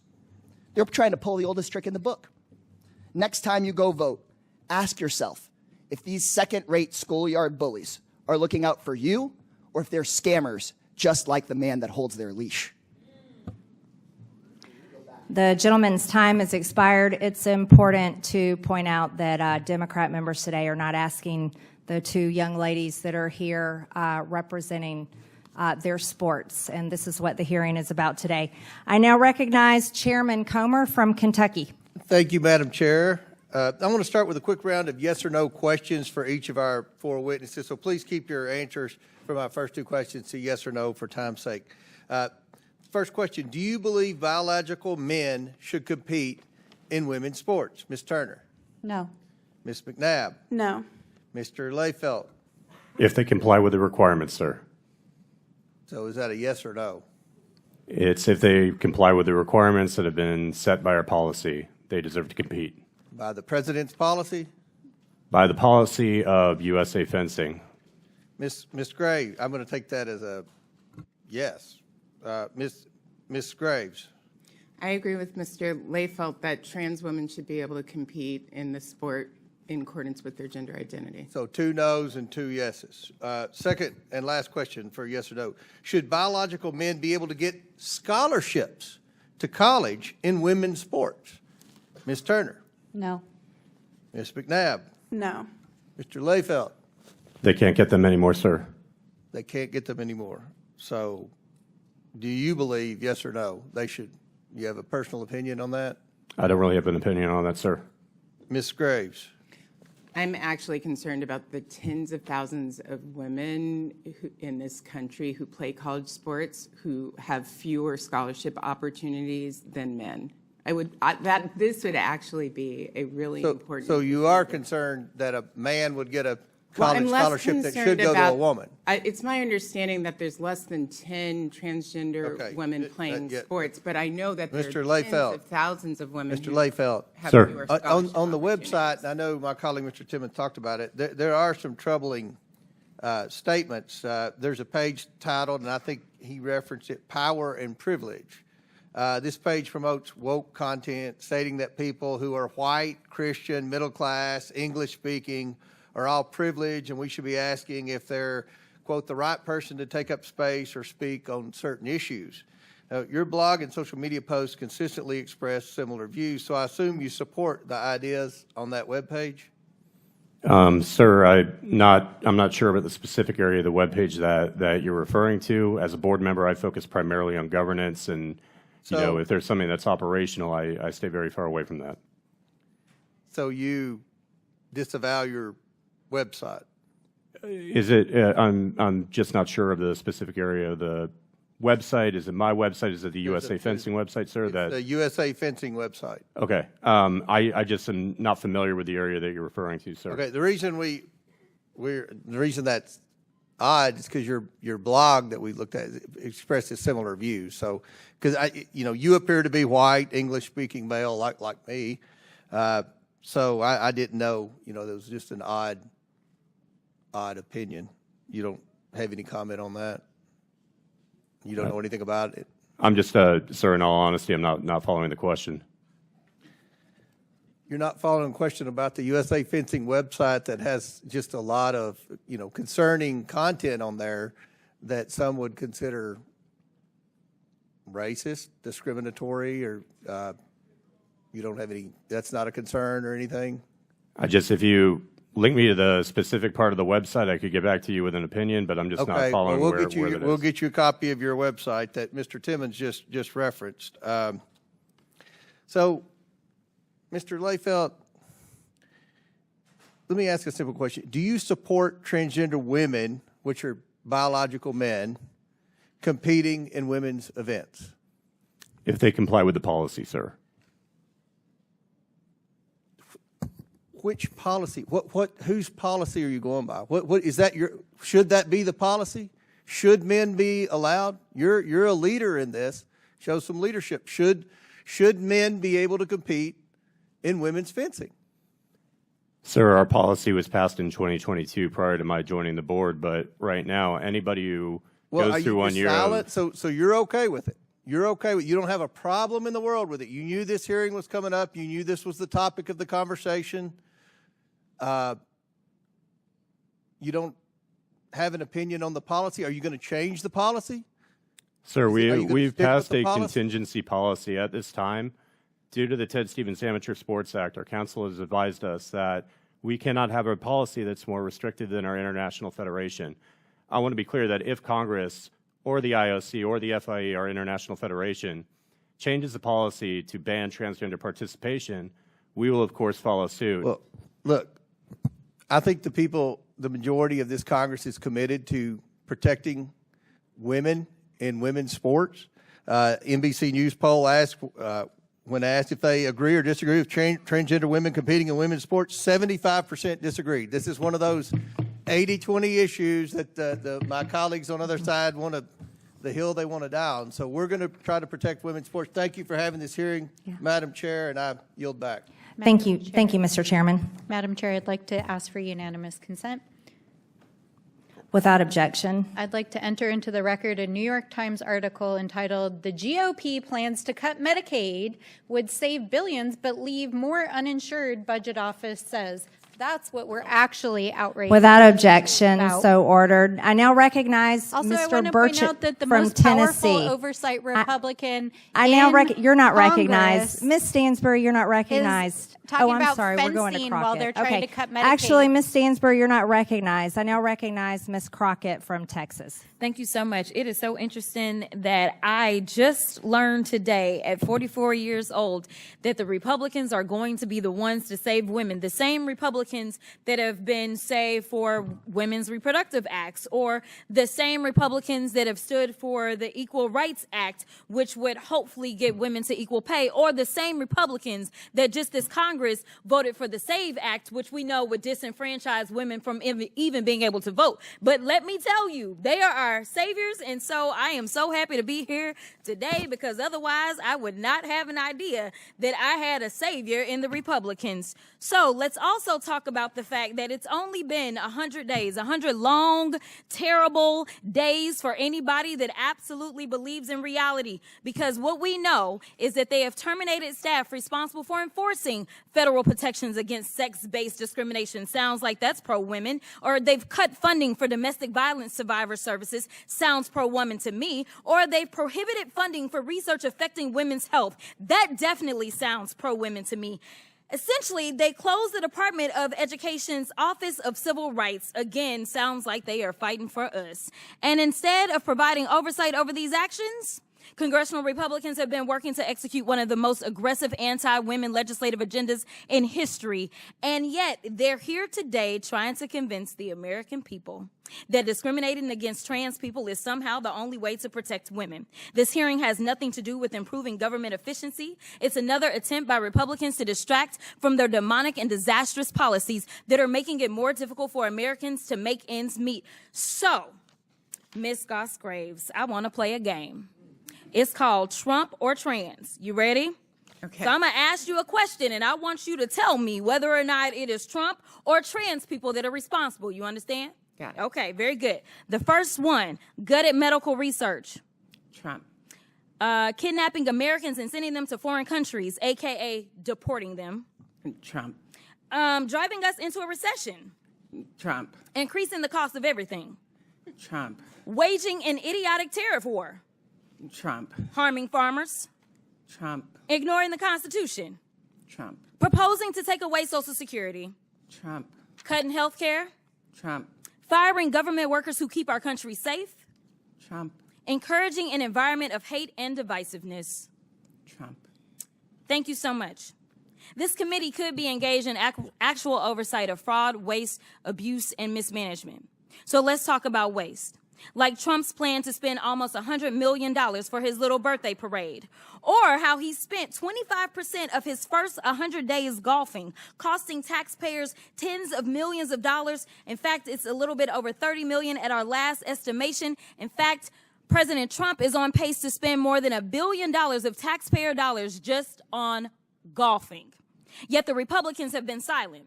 So they must think spending taxpayer dollars on the president's golfing trips is more important than providing health care to their constituents. And when I talk about constituents, we're going to talk about the ones on this committee. So if we look at Texas 26, 39,000 children look to potentially lose their Medicaid with the cuts that they are about to vote on for reconciliation. 88,000 in Georgia 3, 68,000 in Missouri 7, 79,000 in Tennessee 2, 86,000 in South Carolina 4, 50,000 in Texas 04, 85,000 in Texas 27, and in Georgia 14, 111,000. And if you add that up just on this committee, we have 606,000 kids that are relying on us to do right by them. And instead, we playing these crazy games because we worried about 10 trans folk that are in sports right now in college. I wasn't elected to be engaged in these fights. I was elected to make sure that those kids, the kids that they are about to neglect with these terrible votes that they're about to take, I was elected to protect them and to make sure that they could grow up and have all the opportunities. But let's keep on track. Now, when we look at how much they are spending on, let's look at fraud. We could investigate whether the White House and the members of this subcommittee engaged in insider trading and market manipulation. Maybe it's a coincidence that the chairwoman brought hundreds of thousands of dollars worth of stock the day before Trump announced a 90-day pause on tariffs. But I guess we'll never know. So finally, let's talk about abuse. Like how the Republicans have let Elon steal data of Americans and his competitors to make himself even richer. Look, don't let these hearings distract you from their destruction. This is rage baiting instead of conducting oversight over the issues that Americans actually care about. And with that, I will yield. The gentlelady's time is expired. Madam Chair, I now recognize. Madam Chair, I move down to take down her words impugning you. It's saying you committed a crime. Without objection, so ordered. Say what? That's not. Second. See how. The committee will suspend. Point of parliamentary The committee will inquiry. suspend. Point of parliamentary inquiry. We're going to go with hers first, right? Madam Chair. The committee will suspend. The member will state the words she wishes taken down. Well, actually, Madam Chair, the words were actually not made. The committee will suspend. The clerk will go over the recording with the stenographer, and the committee will suspend. The hearing will come to order. Ms. Mace, I'd like to ask, we've looked at the words that were said, and it's borderline, whether it's parliamentary and goes along with the rules, saying could and accusing the White House and members of this committee of crimes is borderline.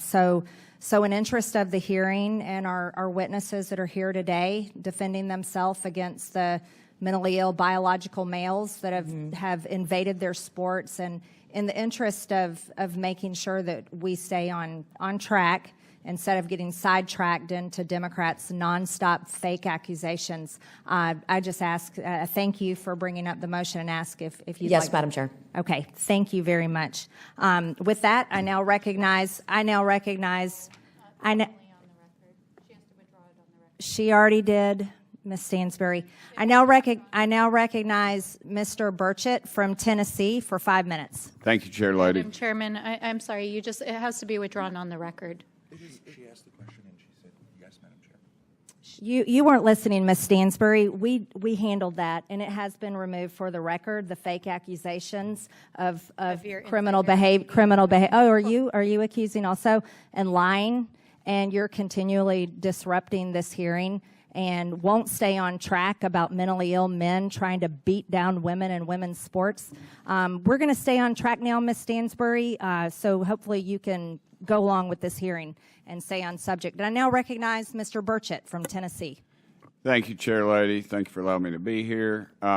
Much has been said about the number of trans athletes that are in sports today, or the lack of numbers, I guess. But I can tell you, there's a couple of ladies sitting right here who have been greatly affected by those very small numbers. One is not being able to pursue her passion of fencing, and the other lady has had a life-altering event occur to her because of it, and I take a little bit of offense to that, being the father of a very cool young lady.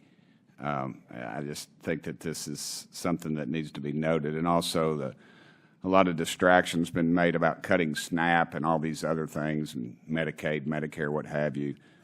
All anybody on our side of the aisle is talking about is cutting waste, abuse, and fraud. The only people that are talking about making any cuts are my friends cackling to my right and a few commentators on CNN. And all we're talking about is waste, abuse, and fraud. And you have to ask, America's going to have to ask themselves eventually, why in the world are the folks on the left so afraid of waste, abuse, and fraud being cut? I suspect because it's going to come back to somebody's pockets. So with that, I appreciate the time you've allotted me. Mr. Lehfeldt, did I say that name right, sir? Close enough, sir. It's Lehfeldt. Lehfeldt? All right, I'm Yes, sir. Nobody ever gets it right, so. It's a German name, sir. But a lot of people mess it up. I'm not really sure what mine is. I just East Tennessee. Let me ask you, while serving as chairman of the USA Fencing, you posted a very long pro-transgender manifesto on your blog.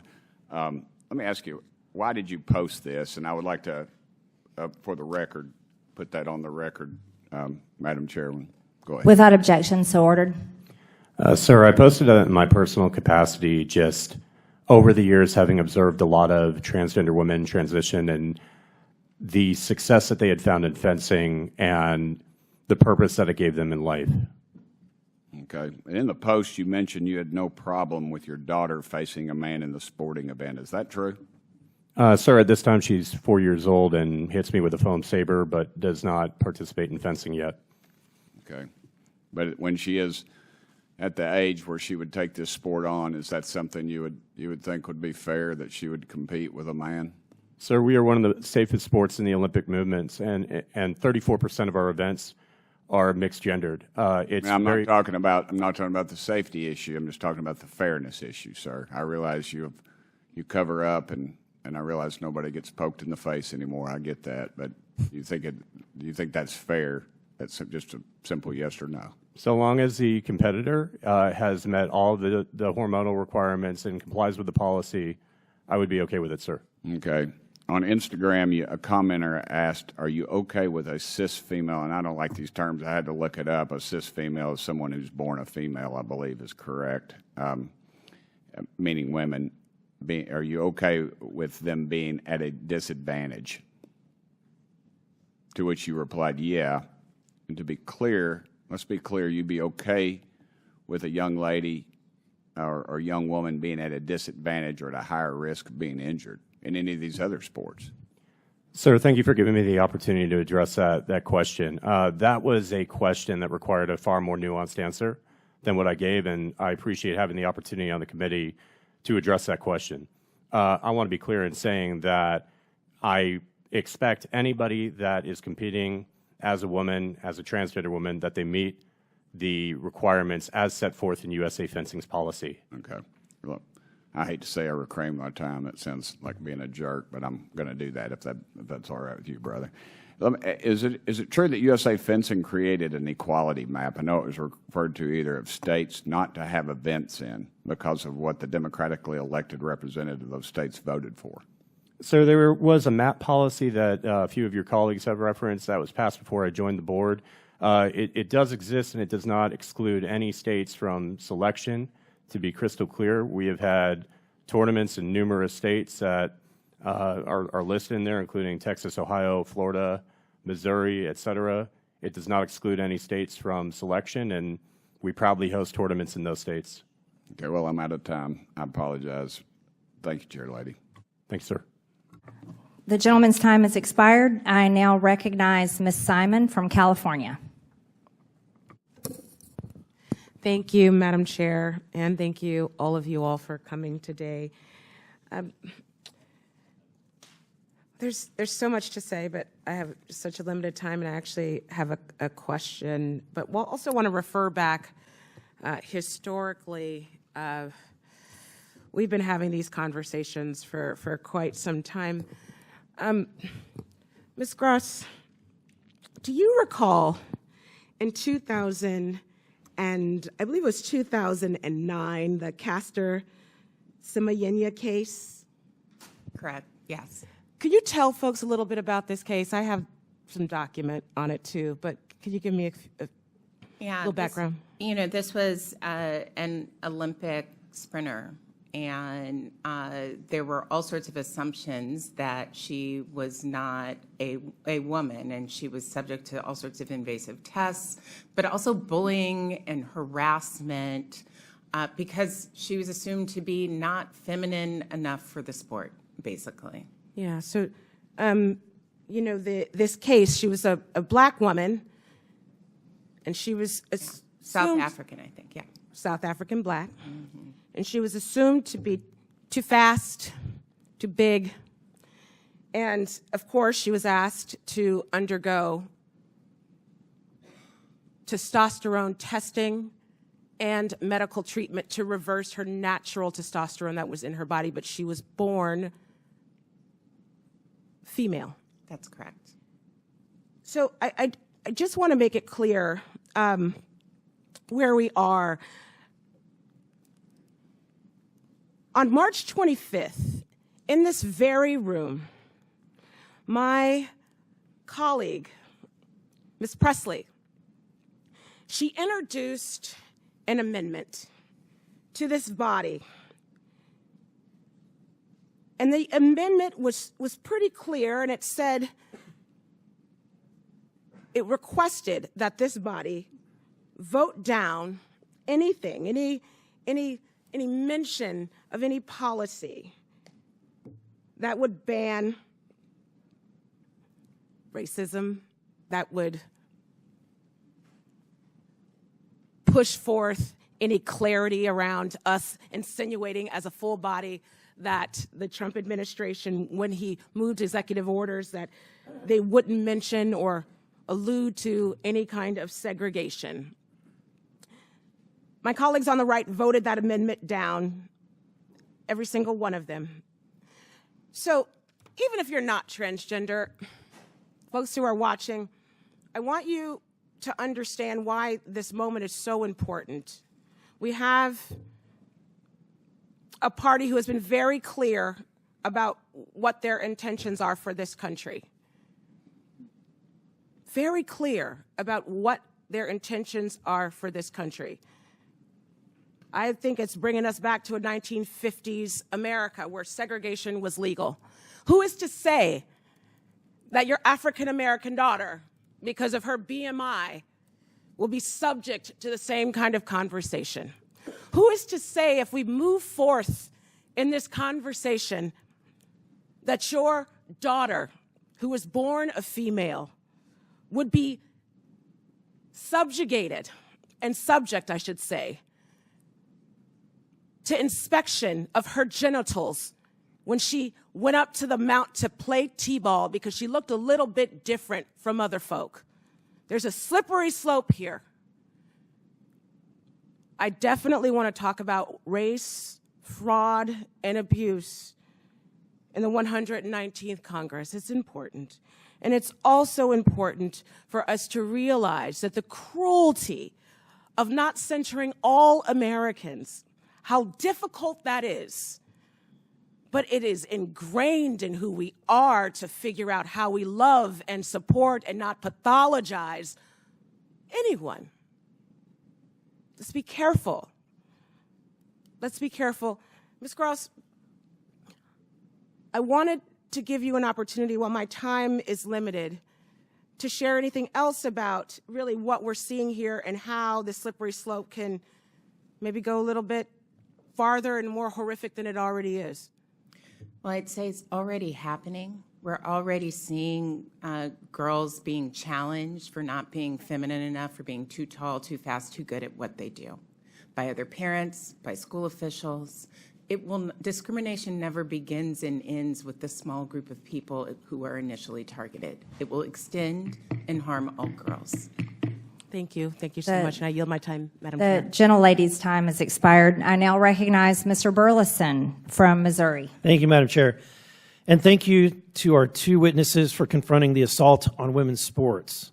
Men and women's sports is absolutely nonsense, no matter how you spin it.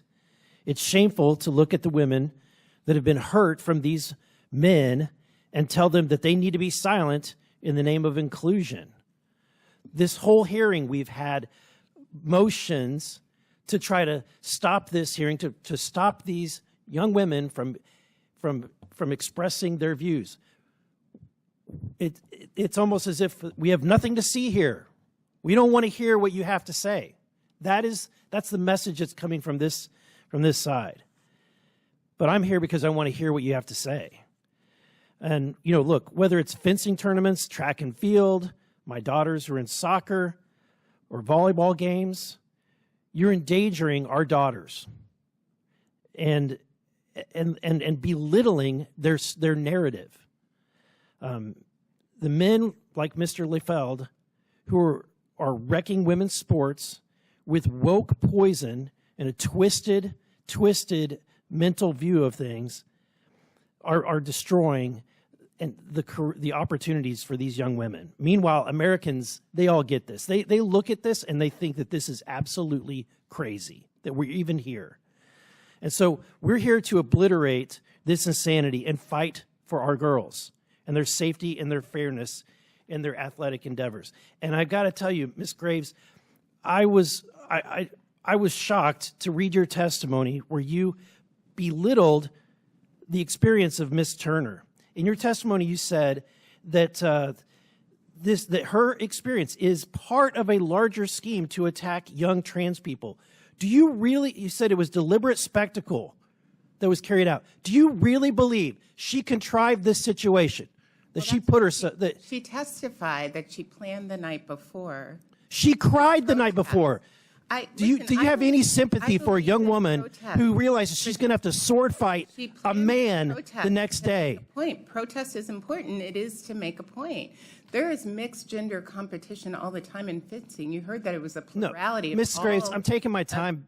This young woman did not register for a mixed sport, for a mixed event. She registered to compete with other women, and that right was taken from her. And she, bravely stood her ground, and I think the world applauded you for that.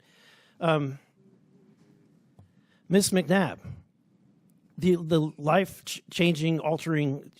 Can you describe? And this is where I want to kind of give some time. This event has had a dramatic impact on your life, physically, the mental anguish that you've gone through.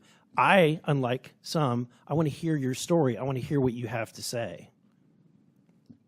Thank you, Congressman. Yeah, what happened to me was 100% avoidable, and it completely changed my life. I never played volleyball again that day. That was the last day. And it's so sad because I had the hopes of playing collegiate sports in softball, and that day never came because I was just never the same. I've had to navigate my new normal, which is incredibly sad, especially for my friends and family to see. And although I may look like I'm doing better on the outside, there's things that are not, and I don't know if they'll ever be the same.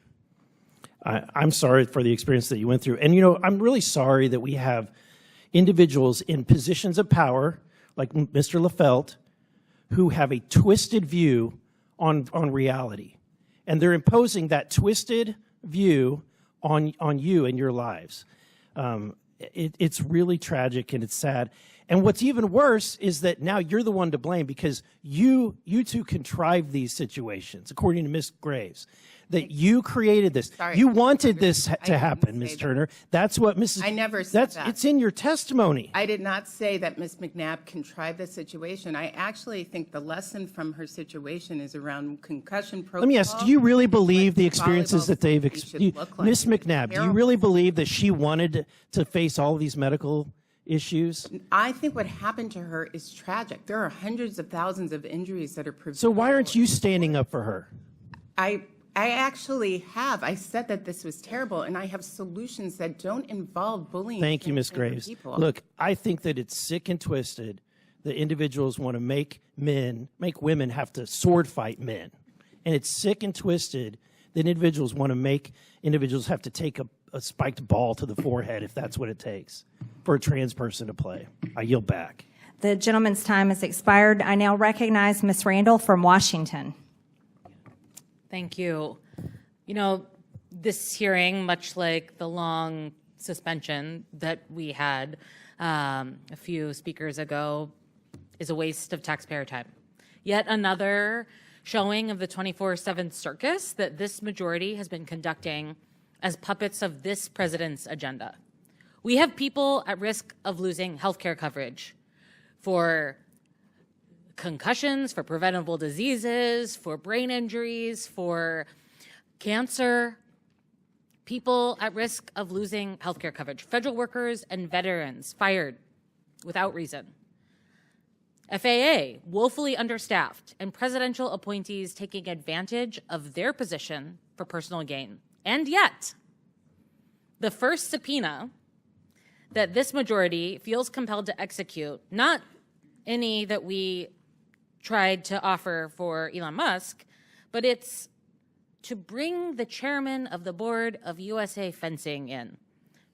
No offense, Mr. Lehfeldt, but this is part of a crusade against trans people. There's nothing else to call it. No one can explain away how questioning the chairman of USA Fencing on trans people in sports brings down costs for American people. Much like no one can explain how banning trans people from our military ranks makes us more safe. In fact, Representative McGuire, who's not on this subcommittee but is on the full oversight panel, said this morning something that we could all do well to remember. If somebody saved your life on the battlefield, you wouldn't care if they were pink or blue or male or female, if they called themselves a Democrat, Republican, or an independent. We are all Americans. But we care more, my Republican colleagues care more about policing the way that people live their lives instead of ensuring that they can. Last week, this committee advanced a bill gutting federal employee pay and benefits. This week, the Energy and Commerce Committee was supposed to mark up their piece of their reconciliation package that would cut $880 billion from Medicaid, health care for people. This is so unpopular that they had to push back their meeting a week in order to find the votes. But here's the thing. Despite their attempts to distract and deflect, by focusing on trans people who are just trying to play sports and live their lives, the American people are paying attention. They feel the cost of goods going up. Does this hearing address that? No. American people feel the fear of wondering if they'll have health insurance tomorrow. Does this hearing address that? No. I don't know if any of my colleagues are even talking to their constituents, because I've received over 60,000 messages and phone calls, held 8 town halls since being sworn in, and not one person asked me to use my time here to attack trans people. I cannot make it make sense. In fact, Madam Chair, as I think we heard earlier, 155,000 people in your district are at risk of losing their health care under the Republican Party's budget plan, including 111,143 children and 20,000 seniors. Do you want to tell those folks that you care less about them, or should I? Ms. Randall, in my district, no one's going to lose any of their benefits. It was a promise by President Trump and myself, but they're concerned about men defeating women in sports. Madam Chair. By the way, your patriarchy earrings are screaming of the hypocrisy. I'm glad you like my earrings, but I'd like to reclaim my time. I'm here today on behalf of my sister, Olivia, who would have been unable to live with her complex disabilities for 19 years without Medicaid, and I'm here on behalf of the 72 million families and seniors who rely on Medicaid. I'm here to tell the American people that while this might be a scary time, a time where we are feeling attacks on our most vulnerable communities every day, where the instances of suicidal ideation amongst LGBTQ folks is rising, and this administration is cutting the very lifeline of the LGBTQ suicide hotline, there are people who see you and celebrate your humanity and who care about you. Ms. Graves, I've wasted all my time, but I am grateful that you're here and we're able to share about the real ways that we could support women across the country. The gentlelady's time has expired. I now recognize Mr. Jack from Georgia. Well, thank you, Madam Chairwoman, and thank you for convening this hearing. Under your leadership, the DOJ Subcommittee has been one of the most active subcommittees across Congress, and my constituents are proud of our work to eliminate waste, fraud, and abuse of taxpayer dollars across the federal government. And today, it is no surprise that our colleagues on the other side of the aisle have spent a majority of their time desperately avoiding the issue before us, because 80% of Americans, Republicans and Democrats alike, believe biological men should never compete in women's sports. Mr. Lehfeldt, as Mr. Fallon noted, you are testifying today under subpoena because you refused to appear before us voluntarily. Why did you refuse our initial invitation to testify? Congressman, thank you for giving me the opportunity to address that. Our CEO of the organization, Phil Andrews, was offered as a witness, and we felt, given his full-time capacity that he operates in this role, that he would be able to answer the questions more thoroughly than I can. However, since I'm here, I'm happy to be here and answer your questions. Thank you. And as chairman of USA Fencing, how many members of USA Fencing are biological men who have participated in women's competitions? Rough estimate. Rough estimate, sir. I believe that it's roughly 200 total, with I think 39 that are transgender women. And of that group of biological men, how many have won championships in women's competitions? Rough estimate. I couldn't tell you the specific number, sir. 5, more than 10? I'm honestly not sure, sir. I mean, I have the data on how often cisgender women prevail against transgender women, but specifically the number of medals, et cetera, I'm not sure off the top of my head, sir. And conversely, how many biological women are participating in men's competitions within USA Fencing?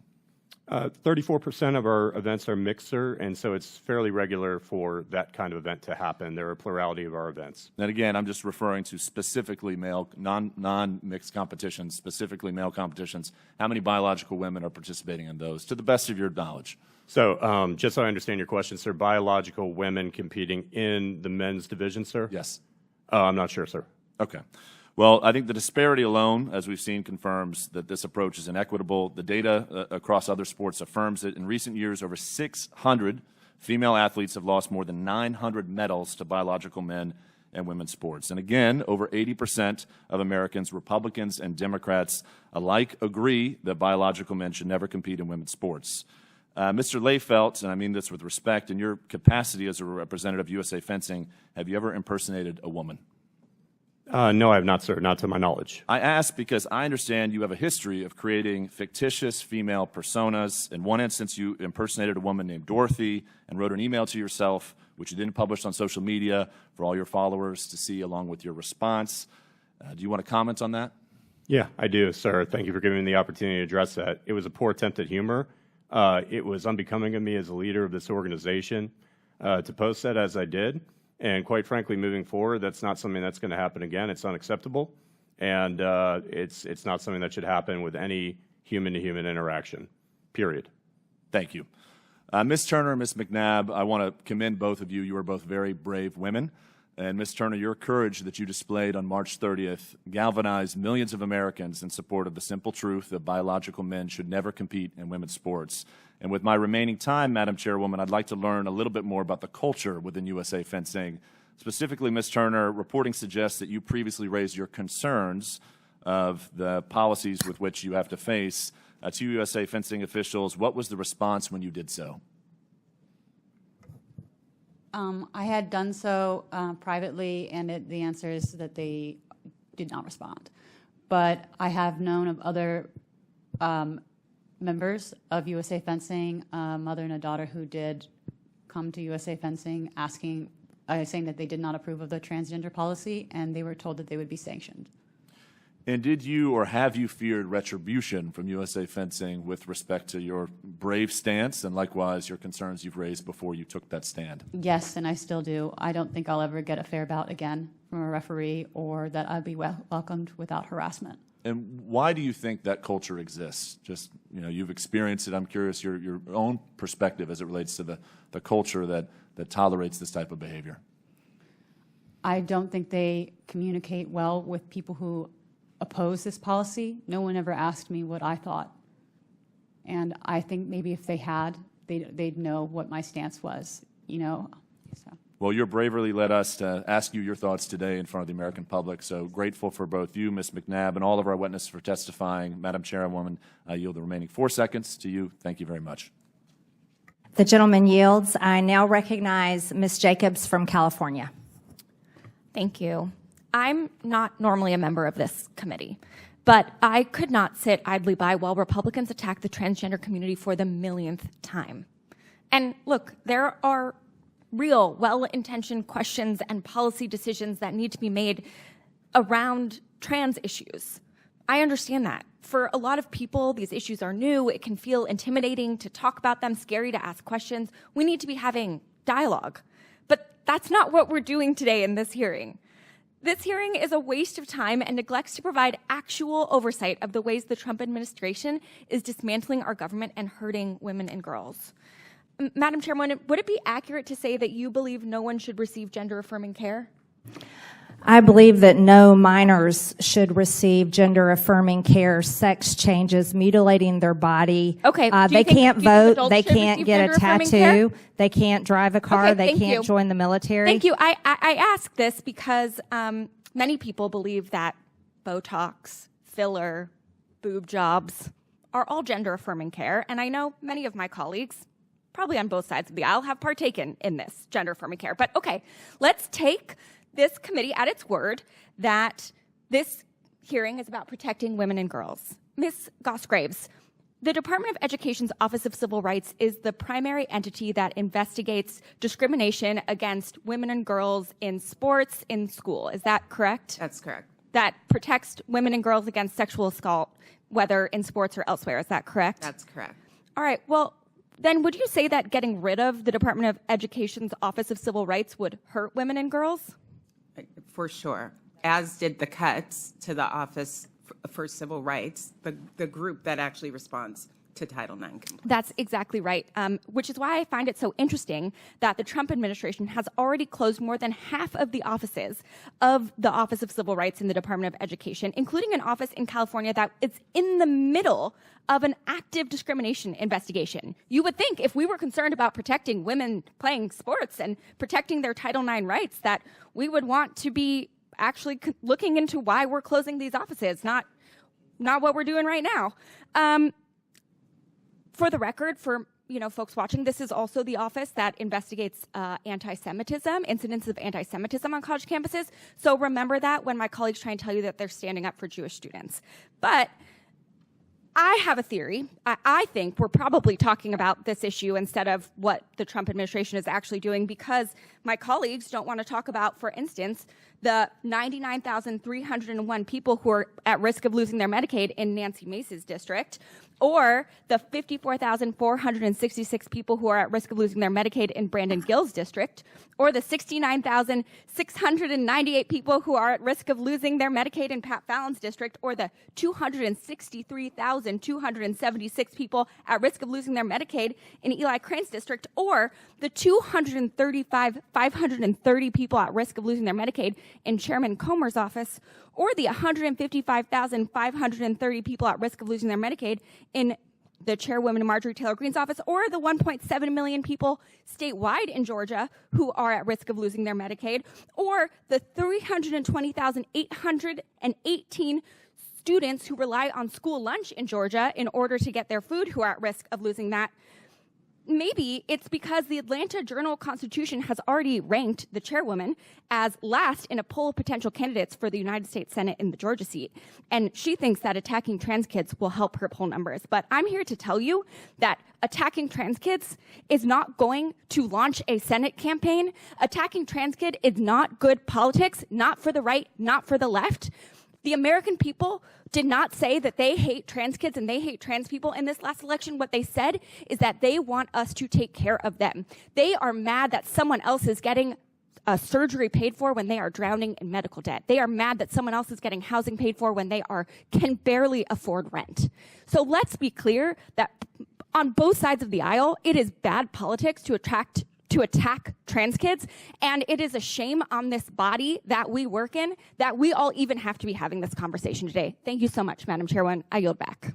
The gentlelady yields. I now recognize Mr. Gill from Texas. Thank you, Madam Chairwoman. This is an excellent hearing, and we really, really appreciate your leadership, incredible leadership on this topic and on this community, on this issue. And I'd also like to thank our witnesses, Ms. Turner and Ms. McNabb, for particularly moving testimonies. And thank you for your bravery for coming here. I know it takes a lot of guts to testify before a congressional committee. Mr. Lehfeldt, I'd like to ask you a few questions. Do you think that men should be allowed in women's locker rooms?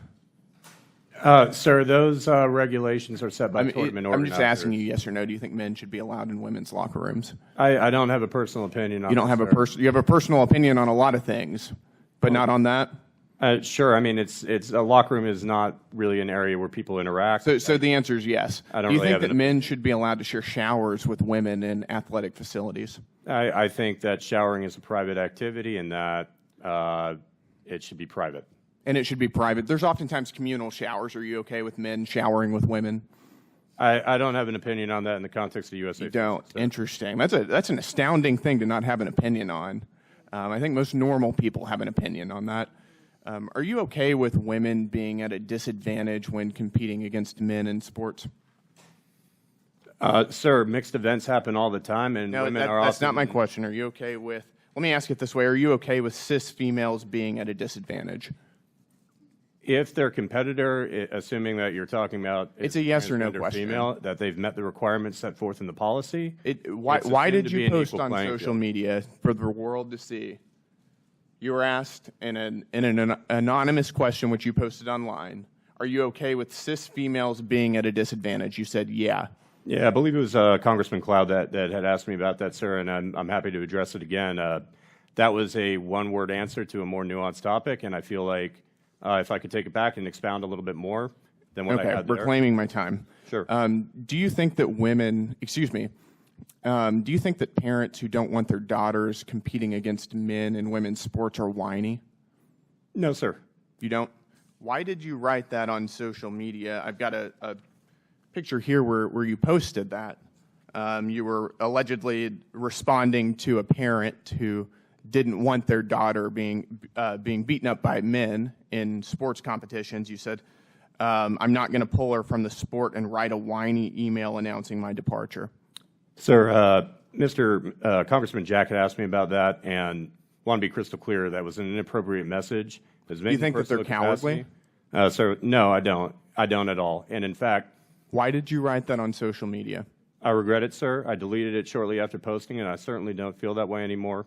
And given a lot of the messages that we receive, and even conversations that I've had, do you think that Ms. parents Turner, who don't want their daughters competing against men in sports should be compared to the Ku Klux Klan? No, absolutely not. And why did you I do said that? that in the message, sir. Why did you do that? That was inappropriate. That was inappropriate? Yes, sir. Yeah, you're right. That is inappropriate. I'd like to read what you wrote and what you posted on social media. Sure. Responding allegedly to a lady who had these concerns. The only wizard that's going to dig you out of the myopic hole you've put yourself and your family in is one of the, quote, grand wizard variety. Inappropriate, sir, and I acknowledge that I said it, and I will commit to never making a message like that again. That was in response to a parent, according to you on social media, who had a problem with this. Was this a real email that you were responding to? It was a real email, sir. I did not respond to it and hit send. This was a real email. Did an actual parent write this, or did you write this email? It was written by an actual person claiming to be a parent. They were not a member of our Were you that organization. actual person? No, sir. You were I was not that actual person, but you staged this whole interaction. The response, sir, was not real, and I regret that. Okay. You think inclusivity presumably is a big part of the fencing community, is that right? I would say so, sir. We're a very welcoming community, and I'm proud of that. Are you welcoming to Trump supporters? Absolutely. Then why did you, on your Facebook page, from the fencing coach, write, imagine being one of 71 million people dumb enough to vote re-election for a treasonous clown who's permanently banned from Twitter for inciting an insurrection, you mad MAGA bros? I acknowledge that I stated that in my personal capacity, sir. However, as chair, that was from the fencing coach. I have to acknowledge that 77 million people voted for him in re-election. That wasn't your personal capacity. That was from your capacity as, quote, the fencing coach online. Yes, Like, that is my blog, sir. That's my publication, and I acknowledge writing that. All right, my time is up. Thank you. I yield back. Wow. Okay, thank you for that, Mr. Gill. I now recognize Mr. Crane from Arizona. Thank you, Ms. Chairwoman. Thank you to the guests for showing up today. Many Americans ask me all the time, what is wrong with this country? Why does it appear that we've gone mad? And I think this subcommittee hearing is a testimony to what has actually happened. And I know I hold some beliefs that, they're my own beliefs. They're not everybody's beliefs, but I tell them all the time, this is exactly what happens when you allow God to be pushed out of everything. This is what we're seeing, because God has clearly spoken about this. In Genesis 5:2, he says, I created them male and female. And what's really going on up here in D.C. is just a microcosm of culture. We've lost our minds. We've pushed God out of everything. And it's one of the reasons why it appears that we've gone mad, and one of the reasons we have two beautiful young women here who are here to testify about how they've been abused in sports by biological men. And none of my colleagues on the other side of the aisle have asked you guys a single question. Have you noticed that? They don't care. They don't hear you. They claim to be the party of women. We got two women sitting right here, and they could care less that you're here. All they want to do is sit here and try and deflect and talk about how we're trying to bully transgender kids, and none of us are trying to do that. As a matter of fact, I feel sorry for a lot of kids that grow up with gender dysphoria. It's hard enough to grow up as it is, let alone taking that on and having to deal with that. But that's not why we're here. They don't want to acknowledge why we're here. We're here to protect young women in women's sports from biological men. Most of the men, real men that I know, who came from good families, they were raised to protect women. It's something that we're all taught to do. We have clearly failed to do that as a culture and a society, and this hearing is a testimony to that. I want to ask you, Mr. Lehfeldt, did you grow up in a family where your parents taught you to protect women? Absolutely, sir. My parents are here with me today, and I'm proud of the lessons that they taught me. They absolutely taught me to protect women. Great, thank you. Then why aren't you doing that, Mr. Lehfeldt?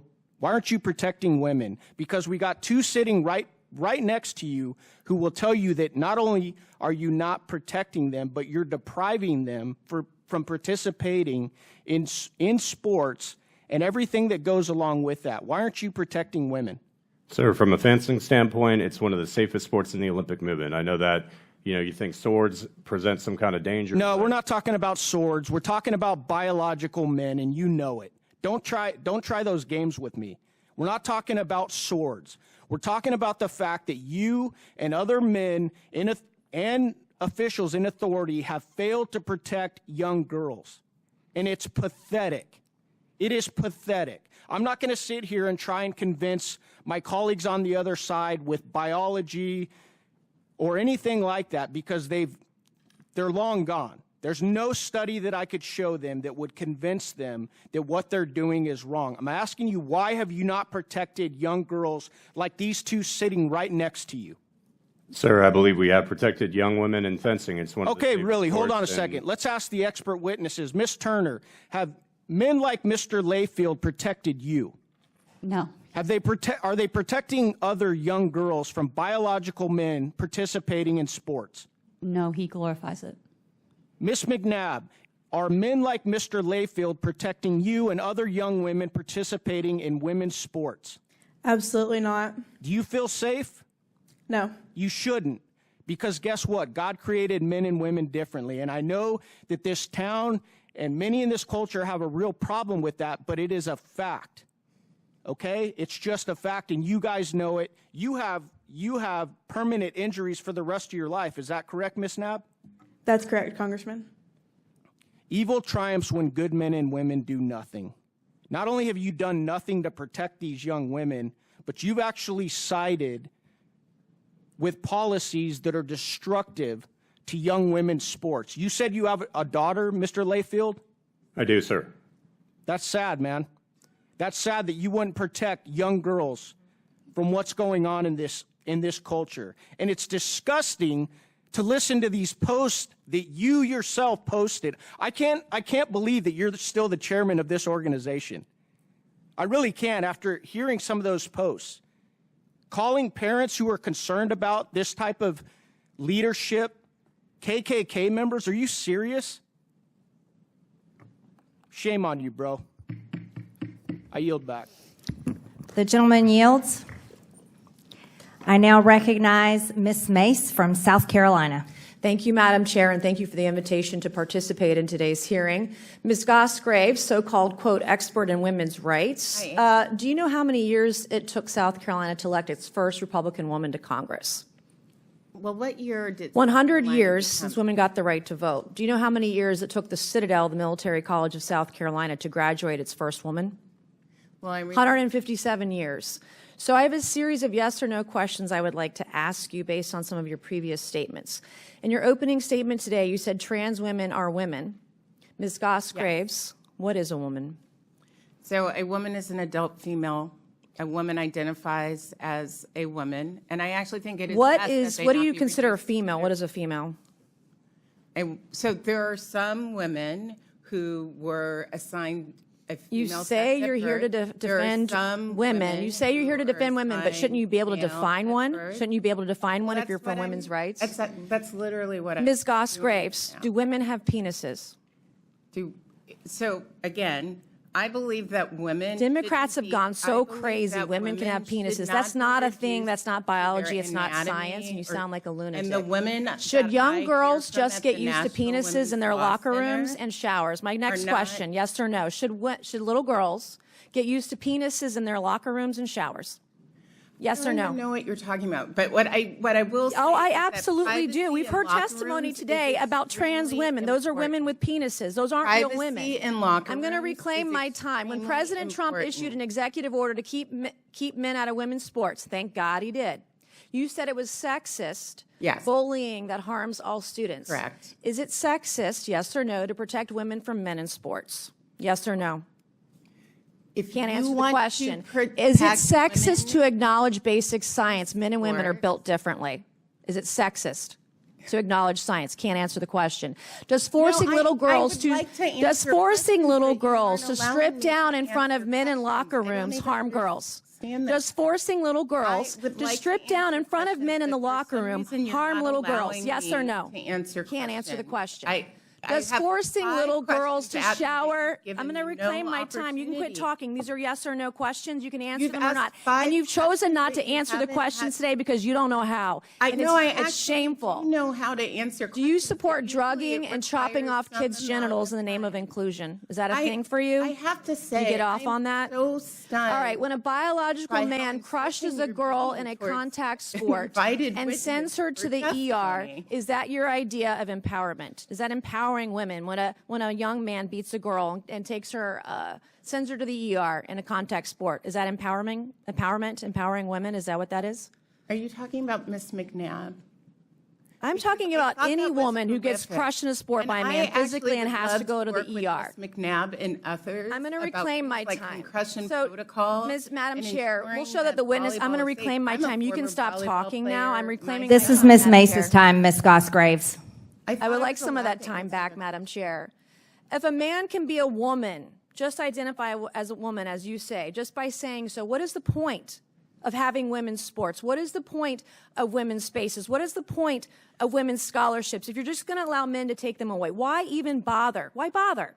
The loudest voices, I'm not asking you a question, I'm speaking. The loudest voices on the left claiming to fight for women's rights are the very first people to take them away, steal them, and tear these women down. You're the first to erase them. Mr. Lehfeldt, Ms. Goss-Graves, you all are shameful. I didn't come here to play with an ideology hell-bent on erasing women and grooming children. That's what you all are. You're groomers. And we're not going to. The chairwoman and I, Madam Chair, I'm going to reclaim my... This is Ms. Mace's time. Ms. Goss-Graves, Ms. Goss-Graves. This is a shocking thing to say about Ms. Goss-Graves, you are not recognized. Okay, but I just want to say that is a shocking... You are not recognized, Ms. Goss-Graves. The time belongs to Ms. Mace. Okay, fine. Like Chairwoman Graham, I've been holding the line for women, standing between perverts and the rights of women and girls. And we're not going to let anyone in this country forget what a woman is. Mr. Lehfeldt, will you face Ms. Stephanie Turner today? Will you look her in the eyes? Will you apologize to her for the way that she was treated by USA Fencing, standing up for women and girls, women's rights, standing her ground as a woman who only wanted to fence with other women? Will you apologize to her today? Congresswoman Mace, Ms. Turner was given a black card under our rules. Will you apologize for the way she was treated? So that's a no.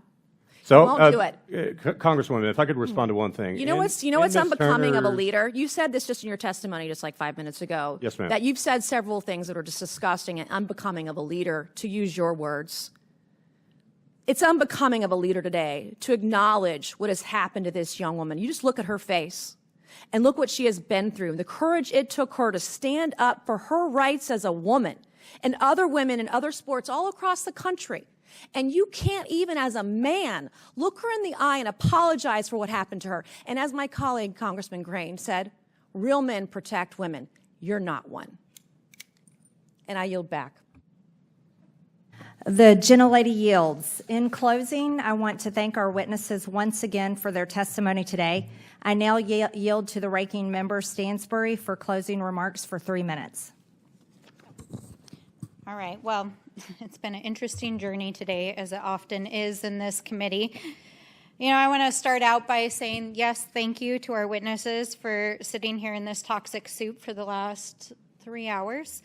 It's ironic because the jurisdiction of this committee is government efficiency, and we just spent 3 hours talking about fencing, USA fencing, trans athletes, girls. We had my friends across the aisle mansplaining to us about how they're protecting women. I mean, yeah, this was a really good use of government time and money. Meanwhile, behind closed doors, as we've pointed out many times during this hearing, my Republican colleagues across the aisle are trying to cut a deal to cut Medicaid. Now, I don't want to diminish anybody's life-altering experiences, and I am genuinely sorry to hear that both of our young lady witnesses who are here today had horrible experiences. It is bad. I'm sorry to hear that you had a bad experience.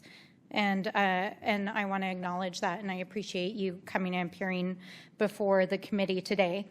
But I don't need a bunch of GOP Republican colleagues mansplaining at me for 3 hours to tell me that they're trying to take away my rights, they're trying to take away your medical care, they're trying to take away environmental protections, they're trying to take away food assistance for the seniors and children of this country. Like, this hearing has nothing to do with substance for the United States. It has nothing to do with defending women's rights, has nothing to do with defending the rights of girls.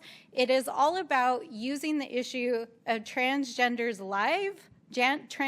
lives to distract from the nefarious plots that are actually happening in this building while we're sitting here to actually take away your civil rights, your human rights, and your access to vital life-saving care and programs that are vital to millions of Americans. That is actually what is going on here. but it is actually dangerous to the lives of trans individuals because trans individuals are being targeted, they're facing violence, and the only thing that is waste, fraud, and abuse in the DOJ subcommittee today is the waste of the last 3 hours of our lives that we will never reclaim, the fraud that is this committee, and the abuse of Americans that has spewed out of the mouths on the other side of the aisle for the last 3 hours. And so I want to say to everyone out there who is listening, whether you're a transgender American, an LGBTQ plus individual, or any American out there, we are fighting for you, we love you, we support you, and we will stand against hate. And with that, I yield back. I hope the Democrats keep fighting for the mentally ill biological men who keep trying to beat down women in sports, because it's a losing position, it's a losing battle, and that was proven in the last election. Today we conducted oversight of our nation's national governing body for the sport of fencing. And with so many of our nation's institutions, USA Fencing has been captured by the left. They've banned the national anthem before competitions, selected tournament competition locations based on state abortion and DEI laws, and punished female athletes for refusing to compete against men. Earlier today, the ranking member called us weird for standing up for girls and women when she's the one who supports sex changes surgeries for little kids and forcing women to undress in front of creepy, perverted men. I'll let the American people decide who the weirdos are, because I think we know.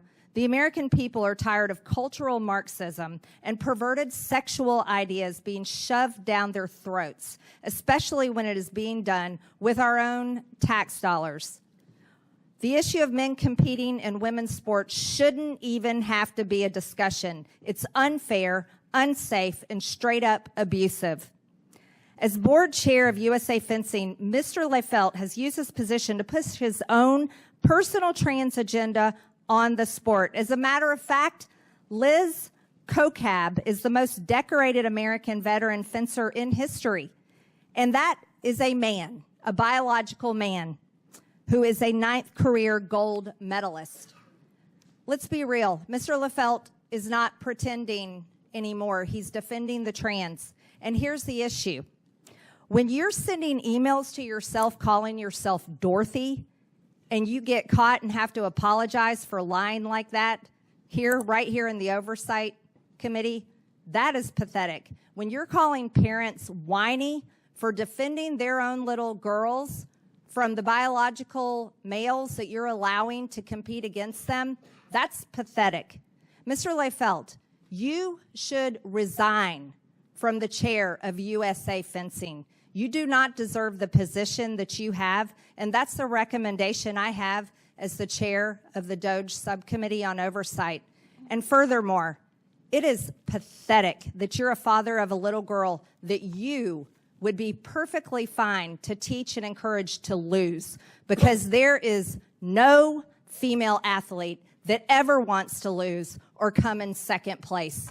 You're sitting next to 2 champions next to you today that never wanted to lose, that never wanted to suffer a brain injury, that never wanted to have to face a male athlete in their sport. And you failed them, and you are failing women.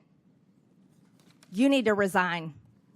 With that, and without objection, all members have 5 legislative days within which to submit materials and additional written questions for the witnesses, which will be forwarded to the witnesses. If there is no further business without objection, the committee stands adjourned.